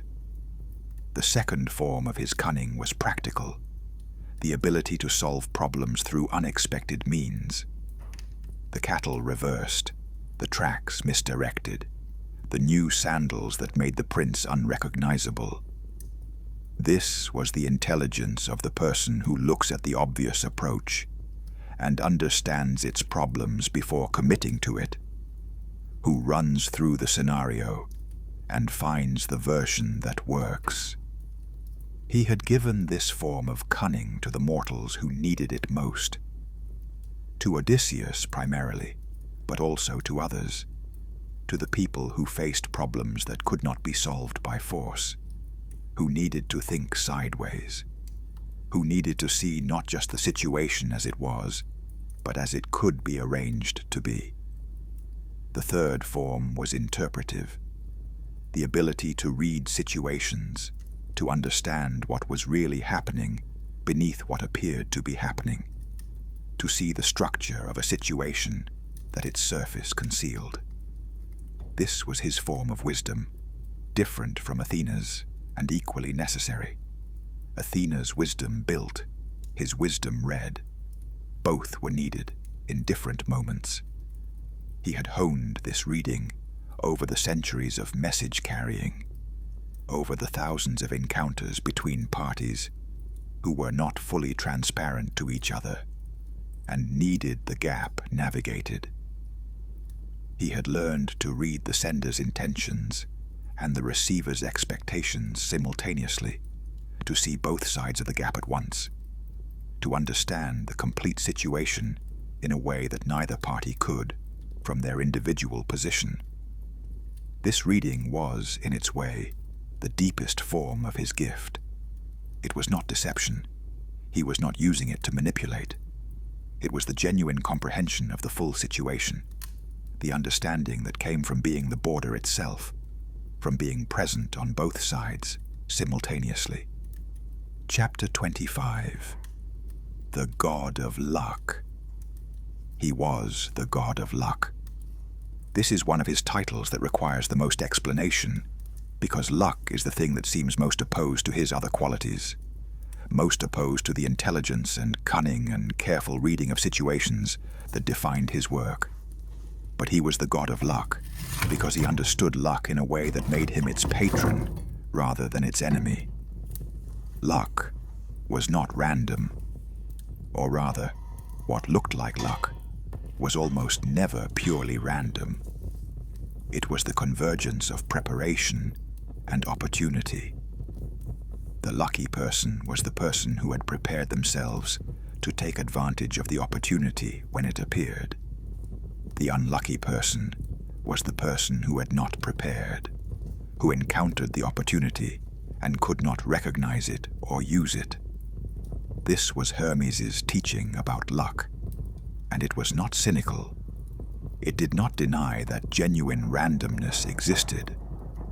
It acknowledged that the universe contained events that were outside anyone's control, that happened without reference to merit or preparation. But it added that the meaning of those random events, the difference between the random event that destroyed you and the one that transformed you, depended on what you brought to the encounter. He was the patron of the kind of mind that could encounter the unexpected and respond to it generatively. The merchant who arrived in a port and found a different market than they expected, but could adapt. The traveler who took the wrong road and found something more valuable than what they had been looking for. Odysseus on an island he had not planned to reach, making of it what he could. This was not luck in the sense of being favored by the universe. This was luck in the deeper sense, the quality of mind that makes fortune out of what fortune offers, that takes the random and makes it meaningful. He gave this quality, as much as a god could give a quality, to those who came to him. He could not give preparation. That was the work of the person's own life. But he could, at the margins, tip the scale toward the interpretation that found opportunity in the unexpected rather than the one that found only disruption. This was a small gift. It was in the context of lives that contained more randomness than anyone could fully prepare for. A very valuable one. Chapter 26. The Trickster's Cost. There was a cost to being the trickster god that he had not anticipated in those first days on Cyllene, when the cattle theft had felt like pure, clever fun, when the confrontation with Apollo had been exciting in the way of the new thing, when the resolution before Zeus had demonstrated that his gifts could navigate the most difficult situations. The cost was this. He was trusted with everything, and trusted absolutely with nothing. Everyone gave him their messages.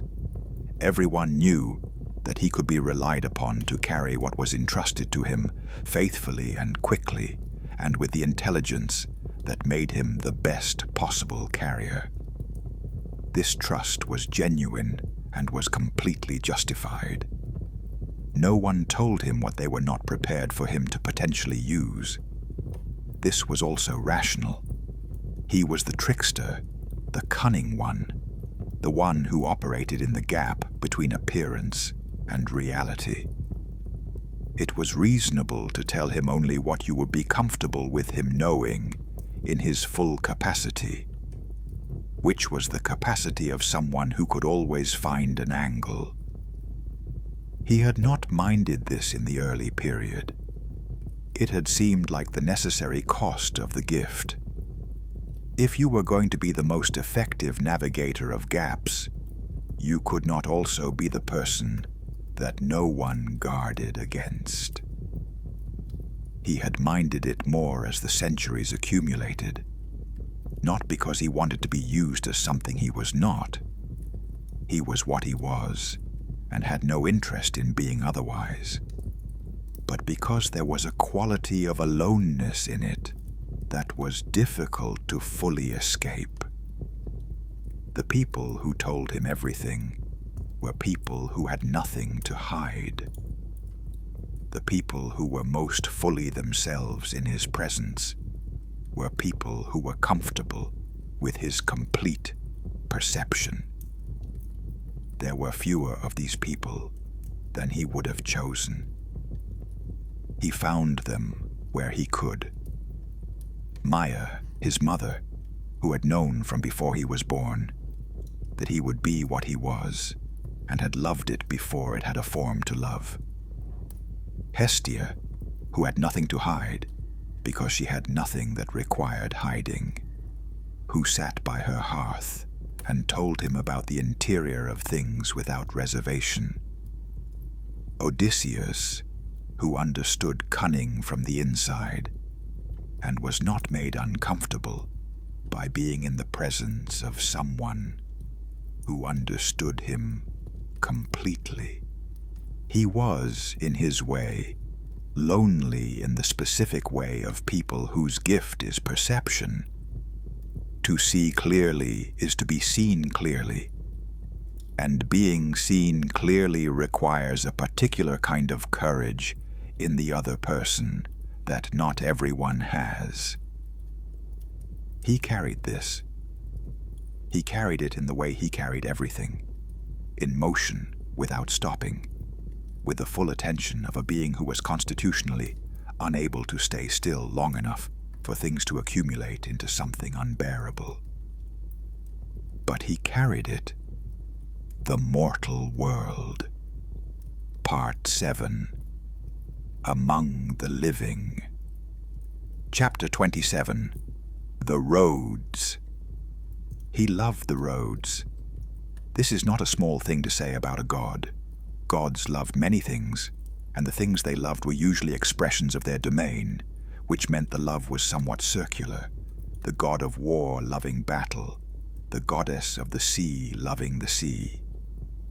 His love of the roads was different. He loved them not because they were his domain. They were, but that was the circular version. He loved them because roads were the most honest expression of what he believed about the world. That between things, the space between things, was valuable. That the journey was not only the price of arrival, but was itself worth being in. Roads in the ancient world were not merely infrastructure. They were social. They were the places where people from different places met, not in the settled encounter of the established market, but in the fluid encounter of travel, where the traveler was between identities, was neither from here nor there, was in the in-between state that made conversations possible that would not be possible in settled territory. The roadside inn, where travelers from different directions shared a fire and a meal and exchanged information about conditions ahead, about what each had left behind, about the news of regions that their paths had carried them through. This was a thing he loved. It was his temple, in a sense. It was where his principle expressed itself in the most immediate and social form. He frequented these places. not always visibly. He was often simply a traveler among travelers, unrecognized, exchanging information and taking it in. He heard everything that moved along roads. He knew what was happening in every part of the world that the roads reached, which was every part of the world that human activity had yet penetrated. This made him the most informed of all the gods. Not the most wise, not the most powerful, not the most capable of the kinds of divine action that required direct intervention, but the most informed. He knew more about what was actually happening in the mortal world than any other divine being, because he was there, on the roads, receiving the daily intelligence of the world as it moved. He used this information carefully, not as currency, not for strategic advantage, not as leverage. He used it for understanding, primarily, for the ongoing project of understanding the mortal world. That was the project he had been engaged in since his first day. And he used it for help. When a traveler was on a road that led somewhere they should not go without knowing something, he was sometimes the mysterious fellow traveler who offered the needed information, who was there and then gone, and who was remembered as luck or as coincidence, or occasionally as the god of the roads. Chapter 28. Language and its limits. He was the god of language. This gave him a relationship with language that was more complicated than the celebratory relationship that poets and orators tended to have. He celebrated language.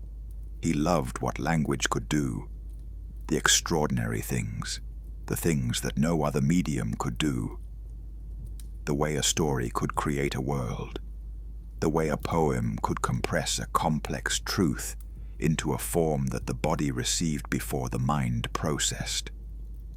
The way a precisely worded message could cross the gap between two minds that were otherwise separated by everything, by language, by culture, by history, by the fundamental otherness of being a separate person. He also knew what language could not do. He knew this more deeply than almost anyone, because he was the one who carried messages and witnessed constantly the gap between what was sent and what arrived, the loss in transmission, the distortion in reception, the ways that words that were absolutely clear in the sender's mind were received as obscure by the receiver, the ways that the emotional information that mattered most, the love, the grief, the urgency, were the most difficult to encode in words and the most likely to be lost in transit. He had learned that there were messages language could not carry, not because language was inadequate. It was the most extraordinary tool he knew, but because some things were not, at their core, linguistic. Some truths were embodied rather than propositional, were felt before they were thought, were received through the body before they were processed by the mind. He had developed for these messages other modes. He was the god of music in a limited sense. Not Apollo's music, not the cosmic music, not the music that expressed divine order, but the music that was language's complement, that carried what language left behind. He played the caduceus sometimes, in the way that all instruments are the instrument of the music's god. He used movement, gesture, the quality of presence that could communicate what words made clumsy. He was, in the long evolution of his understanding of his domain, working towards something like a theory of communication that went beyond language. The insight that the medium was always part of the message, that how something was communicated changed what was communicated, that the form and the content were not separable in the ways that the simpler versions of language theory assumed. He had not finished working this out. He suspected he would not finish working it out, that it was one of the problems that was improved by work without being solved by it, and that the improvement was worth the effort, even in the absence of the solution. Chapter 29. The Market. He spent time in markets throughout the mortal world's history, from the first rough exchange of goods between neighboring tribes to the elaborate commercial systems that would eventually connect every part of the world to every other. He watched the evolution of commerce with the interest of someone who understood its deep structure, who could see, in each new development, the expression of the underlying principle rather than just the surface change. The first markets were barter, direct exchange of goods, the matching of one person's surplus to another's need. He had been present for these, had watched the first negotiations, the first argument over terms, the first price that emerged from the back and forth of two people, trying to find the number that both could live with. He had loved this. The negotiation was a form of communication, a conversation conducted not in words alone, but in the language of value, of what was worth what, of what people were actually willing to give for what they actually needed. This conversation revealed things about people that ordinary conversation did not reveal. It showed what they genuinely valued, what they were willing to sacrifice, what they needed so much that they would part with things they also valued to get it. He had watched the development of currency with fascination. Currency was an abstraction, not the goods themselves, but a token that represented value, that could be exchanged for any good rather than for one specific other good.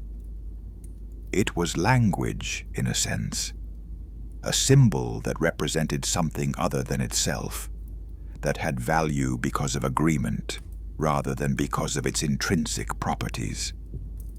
He was the god of this, the god of the agreement that made the abstraction work, of the trust that made the token meaningful, of the social convention that turned a coin into something more than its metal. He had also watched the failure of commerce in the cases where it failed, where the conditions for honest exchange were violated, where power was used to distort the meeting of different needs into extraction rather than mutual benefit, where the convention of the market was used to conceal something that was not exchange at all. He had strong feelings about this, not simple moral feelings. He was not a simple moralist, and he had too much experience with the complexity of human situations to pretend that the line between fair exchange and exploitation was always clear.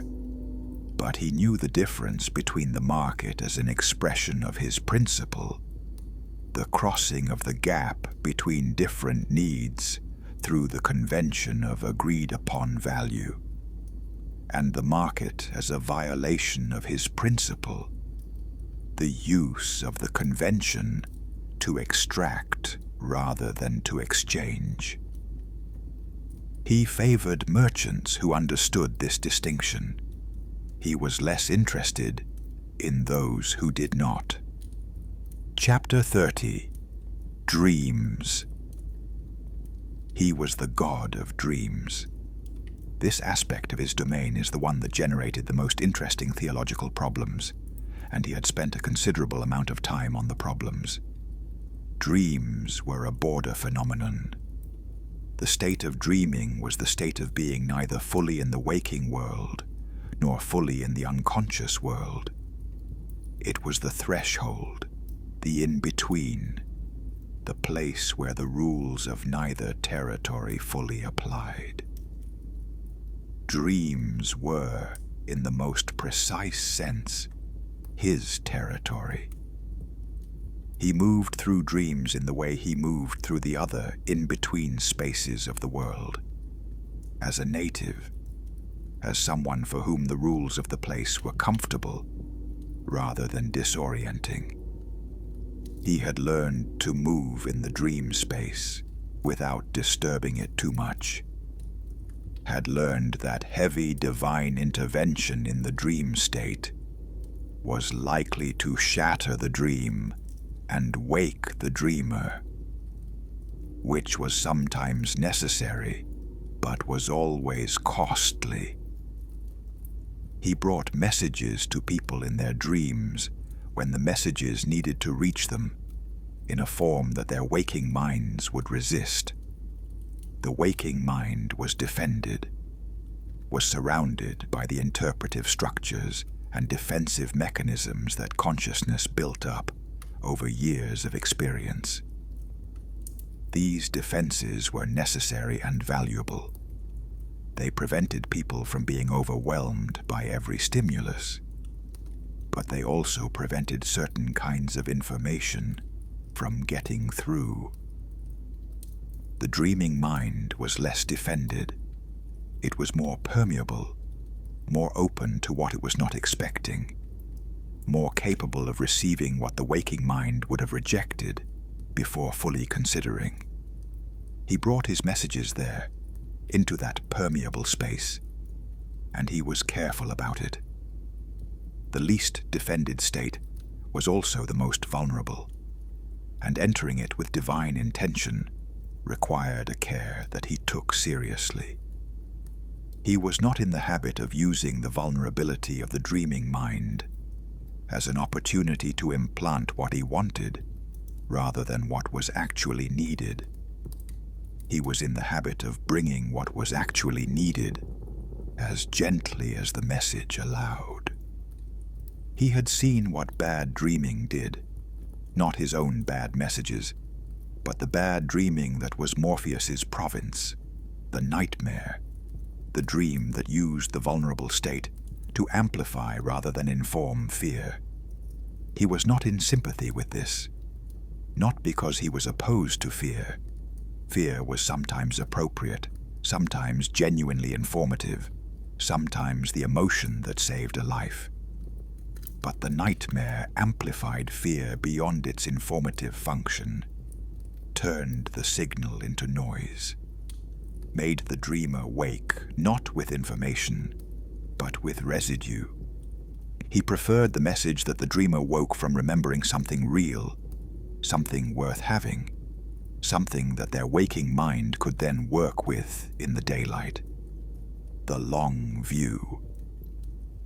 Part 8. What he understood. Chapter 31. The accumulation of crossings. He had been crossing borders since before there were named borders, since before there were roads, since before there were cities between which roads ran, since before the mortal world had developed the complexity that required the kind of message carrying that was most obviously his work. In the beginning, the crossings had been simpler. The borders were fewer, the gaps smaller, the distance between the divine and the mortal less conceptually enormous than it had become by the middle period. He had walked between the two worlds with the ease of someone whose nature fit the work. As the mortal world became more complex, as cities grew and languages diversified, and the cultures that had been in vague contact became clearly distinct from each other, the crossings became more difficult and more important. The messages became harder to carry because the gaps they had to cross were wider. The translation required was not just linguistic, but cultural. Not just cultural, but philosophical. not just philosophical, but existential. The translation between fundamentally different ways of being in the world. He had grown with the complexity. This was what he had, instead of the settled mastery that some of the other gods had in their domains. The mastery that comes from deep knowledge of one place, one tradition, one culture, one perspective. He had the mastery that comes from having crossed every border, which was a different kind of mastery, shallower in any single direction and broader across all directions. He had come to value both kinds. He had come to understand that the world needed both, the deep experts and the crossers, the settled knowledge and the transitive knowledge, the people who knew one thing completely, and the people who could connect one thing to another. He was the second kind. He had always been the second kind, had been constitutionally unable to be the first kind since the first day he sat in the threshold of his mother's cave. He had accepted this, and then appreciated it, and then come to understand it as not just acceptable, but necessary, that the second kind of knowledge was as valuable as the first, and that someone had to carry it. He was that someone. He had been that someone for as long as the world had needed it. Chapter 32. Language and Understanding. There was a moment, not a single moment, because understanding accumulates rather than arrives. When he grasped the relationship between language and understanding, that was the deepest insight of his long existence. He had been thinking about the tower, not as mythology, not as the story that mortals told about it, but as the underlying event, the thing that the story was about. The moment when human language, previously unified, had split. When the single system of shared meaning had fractured into the many systems that made communication between peoples the work that it was. He had been asked by mortals who worshipped him whether this had been a punishment, whether the multiplicity of languages was something done to humanity as a consequence of overreach. He had thought about this carefully before answering, and the answer he had arrived at was no. And not only no, but the opposite. The multiplicity of languages was not a punishment. It was an expansion. A single language, universally shared, would have been a single way of encoding reality. Language was not neutral. It shaped thought, constrained what could be easily thought and expressed, made certain ideas available, and certain ideas difficult. A single language was a single cognitive architecture, and a single cognitive architecture was a single way of being in the world, which was an extraordinary limitation. Multiple languages were multiple architectures, multiple ways of encoding reality, multiple systems of thought, each of which made available certain insights that the others made difficult. The diversity was not the problem to be solved. The diversity was the richness to be navigated. He was the navigator. He was the god who moved between the languages, who carried not just words but meanings across the gaps between cognitive architectures. He was the god who made the diversity productive rather than merely fragmenting. He had given mortals translation, not the divine version. He could not give mortals his own capacity for effortless crossing, but the human capacity for the long work of learning another language, the discipline and attention required to approach another cognitive architecture from the outside and gradually learn to operate within it.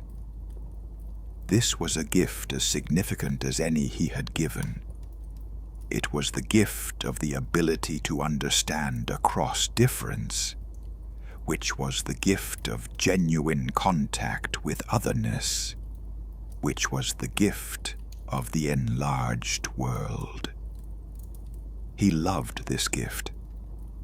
It was the most essential expression of his nature he could give to the mortal world.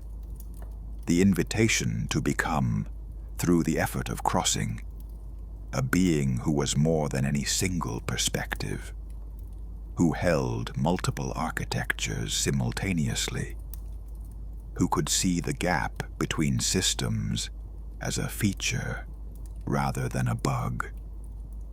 Chapter 33. What he built. The question that he had been working on. The question that Hephaestus had answered for himself, that Aphrodite had answered for herself, that each of the gods found their own version of, across the long existence that divinity permitted, was, what had he built? Not any specific object, not any specific message or crossing or facilitated exchange. The general project, the career of a god of between, taken whole. He had built the world's infrastructure of connection, not the physical infrastructure. Roads and bridges and ports existed because of human ingenuity and labor, not because of divine construction, but the conceptual infrastructure, the idea that connection across difference was possible and valuable, the practice of the crossing, the accumulated human capacity for reaching across the gaps between people and places and perspectives. Every message he had carried had been an example, not just the content of the message, not just the information or instruction or grief that the message contained, but the message itself, the fact of the message, the demonstration that communication across the gap was possible. Every translation he had facilitated had been a small expansion of the human sense of what could be understood. Every crossing he had made, including the crossings of the ultimate gap between life and death, had been a demonstration that gaps were crossable, that the between was not void, but was viable territory. He had built the human world's belief in communication, in the possibility of genuine contact across difference, in the value of the attempt to understand rather than simply to speak. This was not nothing. In a world where people defaulted to tribe and language group and in-group, where the otherness of others was the primary fact about them, where the gap between people was the starting assumption. In this world, the belief that the gap was crossable, that the crossing was worth attempting, that what was on the other side was worth trying to understand. This belief was one of the most fundamental things that distinguished the civilized from the merely settled. He had carried it. For as long as there had been gaps to cross, he had been crossing them and demonstrating by the crossing that crossing was possible. Chapter 34. His favorite story. He had a favorite story that he told on the occasions when he was telling stories rather than carrying messages. A story that was his own, that he had developed over a long time, and that contained, as a good story should, the thing he most wanted to say. The story was about a traveler who came to a river too wide to ford and too swift to swim. The traveler stood on the bank for a long time, looking at the other side, at the thing that was on the other side that they needed to reach. They had tried everything, had walked up and down the bank looking for a narrower crossing, had attempted to build a raft, and found no suitable timber. had attempted to wait for the river to lower, and found that it did not lower. A stranger appeared on the bank beside them. Not the traveler's side of the bank, the other side. A stranger on the far bank, who had seen the traveler's predicament from across the river, and had come to the bank to talk. The traveler and the stranger stood on opposite banks and shouted to each other across the noise of the river. The communication was difficult. The river was loud. The words were partially lost in transit. The concepts that each carried didn't map perfectly onto the other's language, but they persisted. The traveler asked about the river, about whether there was a crossing, about what the stranger knew of this stretch of water. The stranger knew a great deal, knew that the river narrowed considerably a day's walk upstream, knew that there was a ferryman there who could be engaged for a modest price, knew the safe approach to the ferryman's landing, and the form of the greeting that the ferryman preferred. The traveler needed all of this. The traveler would not have found the crossing without it. The stranger could not cross to the traveler's side. The stranger had their own obligations, their own world they needed to return to. But the stranger could give the information, could shout it across the rushing water, could find the words that survived the transit and arrived in useful form. The traveler thanked the stranger and went upstream and found the ferryman and made the crossing. The point of the story, he always said, was not the river. The river was the given, the gap that was there, and that needed to be crossed. The point was the stranger on the far bank, who had no reason to come to the bank, who had not been waiting, who had seen the predicament and come to the bank to help, who had stayed there, shouting across the noise until the necessary information had been transmitted. The world was full of rivers. The world was also full of strangers who came to the far bank when they were needed. He was that stranger. He had always been that stranger, moving to the far bank, shouting across the noise, finding the words that survived the transit. This was what he was. This was what he had always been. Part 9. The Road Continues. Chapter 35. The Present Work. He is still on the roads. He has never stopped being on the roads. The roads have changed. They are asphalt now and fiber optic cable and radio wave. They carry automobiles and data packets and electromagnetic signals. They reach places the old roads never reached, and cross gaps the old roads couldn't imagine. He is on all of them. He is in the moment when a word finally crosses the gap between what was meant and what was understood, when a conversation that has been circling the difficult thing finally arrives at the difficult thing, and both people recognize they have actually reached each other. He is in that moment. He is the quality of that moment. He is in the market, not the ancient one, but the current one, the vast, distributed system of exchange that reaches across every border the old world recognized, and many it did not. He is in the fair exchange, and he is troubled by the unfair one, and he continues to work, in his characteristic indirect way, toward the conditions that make fair exchange more likely and extraction less sustainable.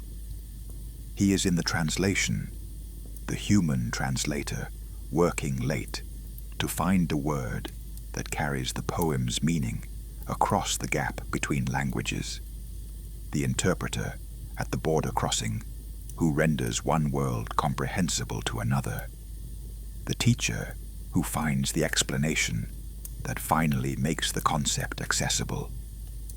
He is in all of these, is the quality in each of them that makes the gap crossable. He is in the dream, still moving through the space between waking and sleep, still delivering the messages that the defended waking mind needs to receive in its most open state. He is careful, still, about the vulnerability. He is still committed to bringing what is genuinely needed rather than what serves his own interest. He is on the borders, all the borders, the geographic ones, and the conceptual ones, and the borders between states of being, between what a person has been and what they are becoming.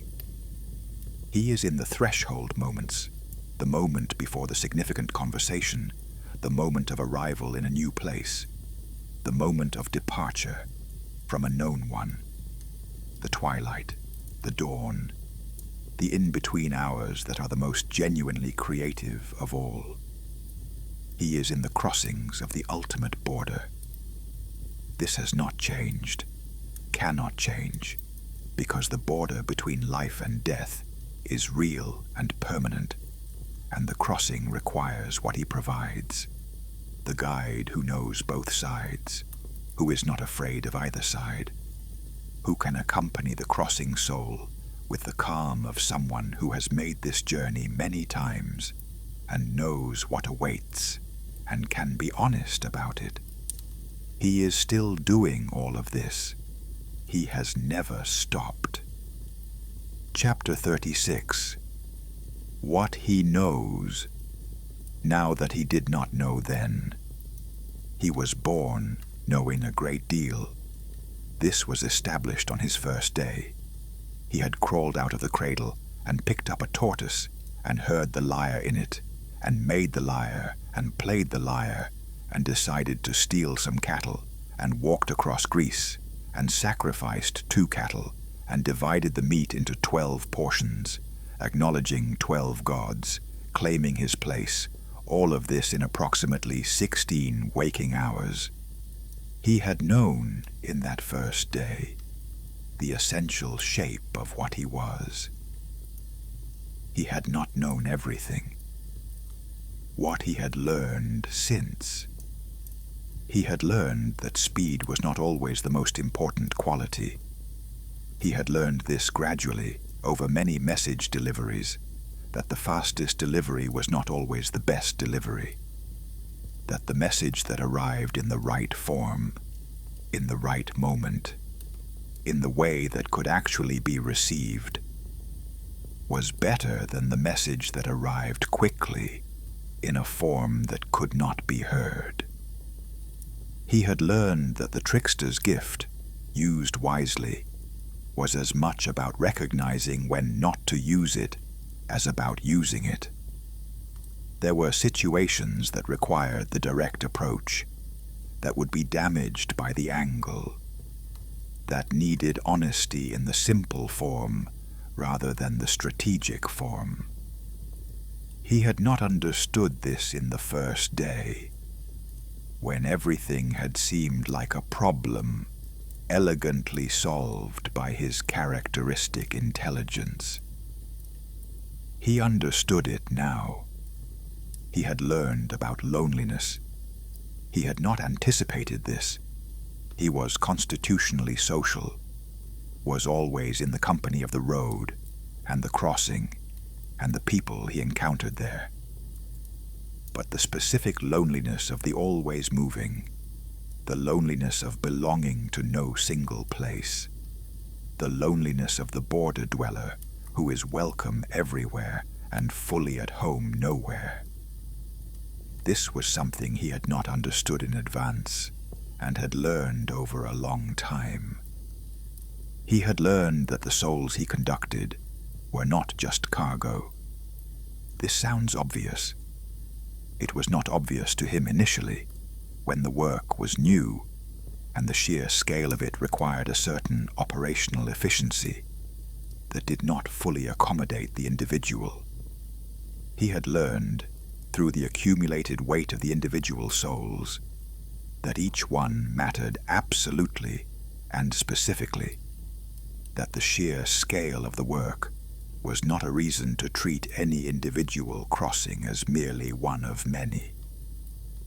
He had learned that his gift was the gift of presence as much as the gift of motion, that the quality of attention he brought to each crossing, the full attention, the genuine presence, the real acknowledgement of who was crossing and what they were crossing from and to, was as much his divine gift as the speed and the wings and the caduceus.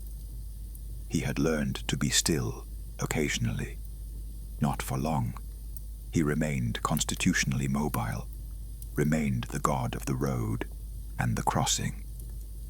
But briefly at the hearthside with Hestia, on the shore of the sea with Aphrodite, in the quiet of the forge with Hephaestus, he had learned to be still, and the stillness had taught him things that the motion could not. He had learned that the world was not getting smaller, in the sense of having less to connect. Every connection made created new, possible connections. Every gap crossed created awareness of the gaps beyond it.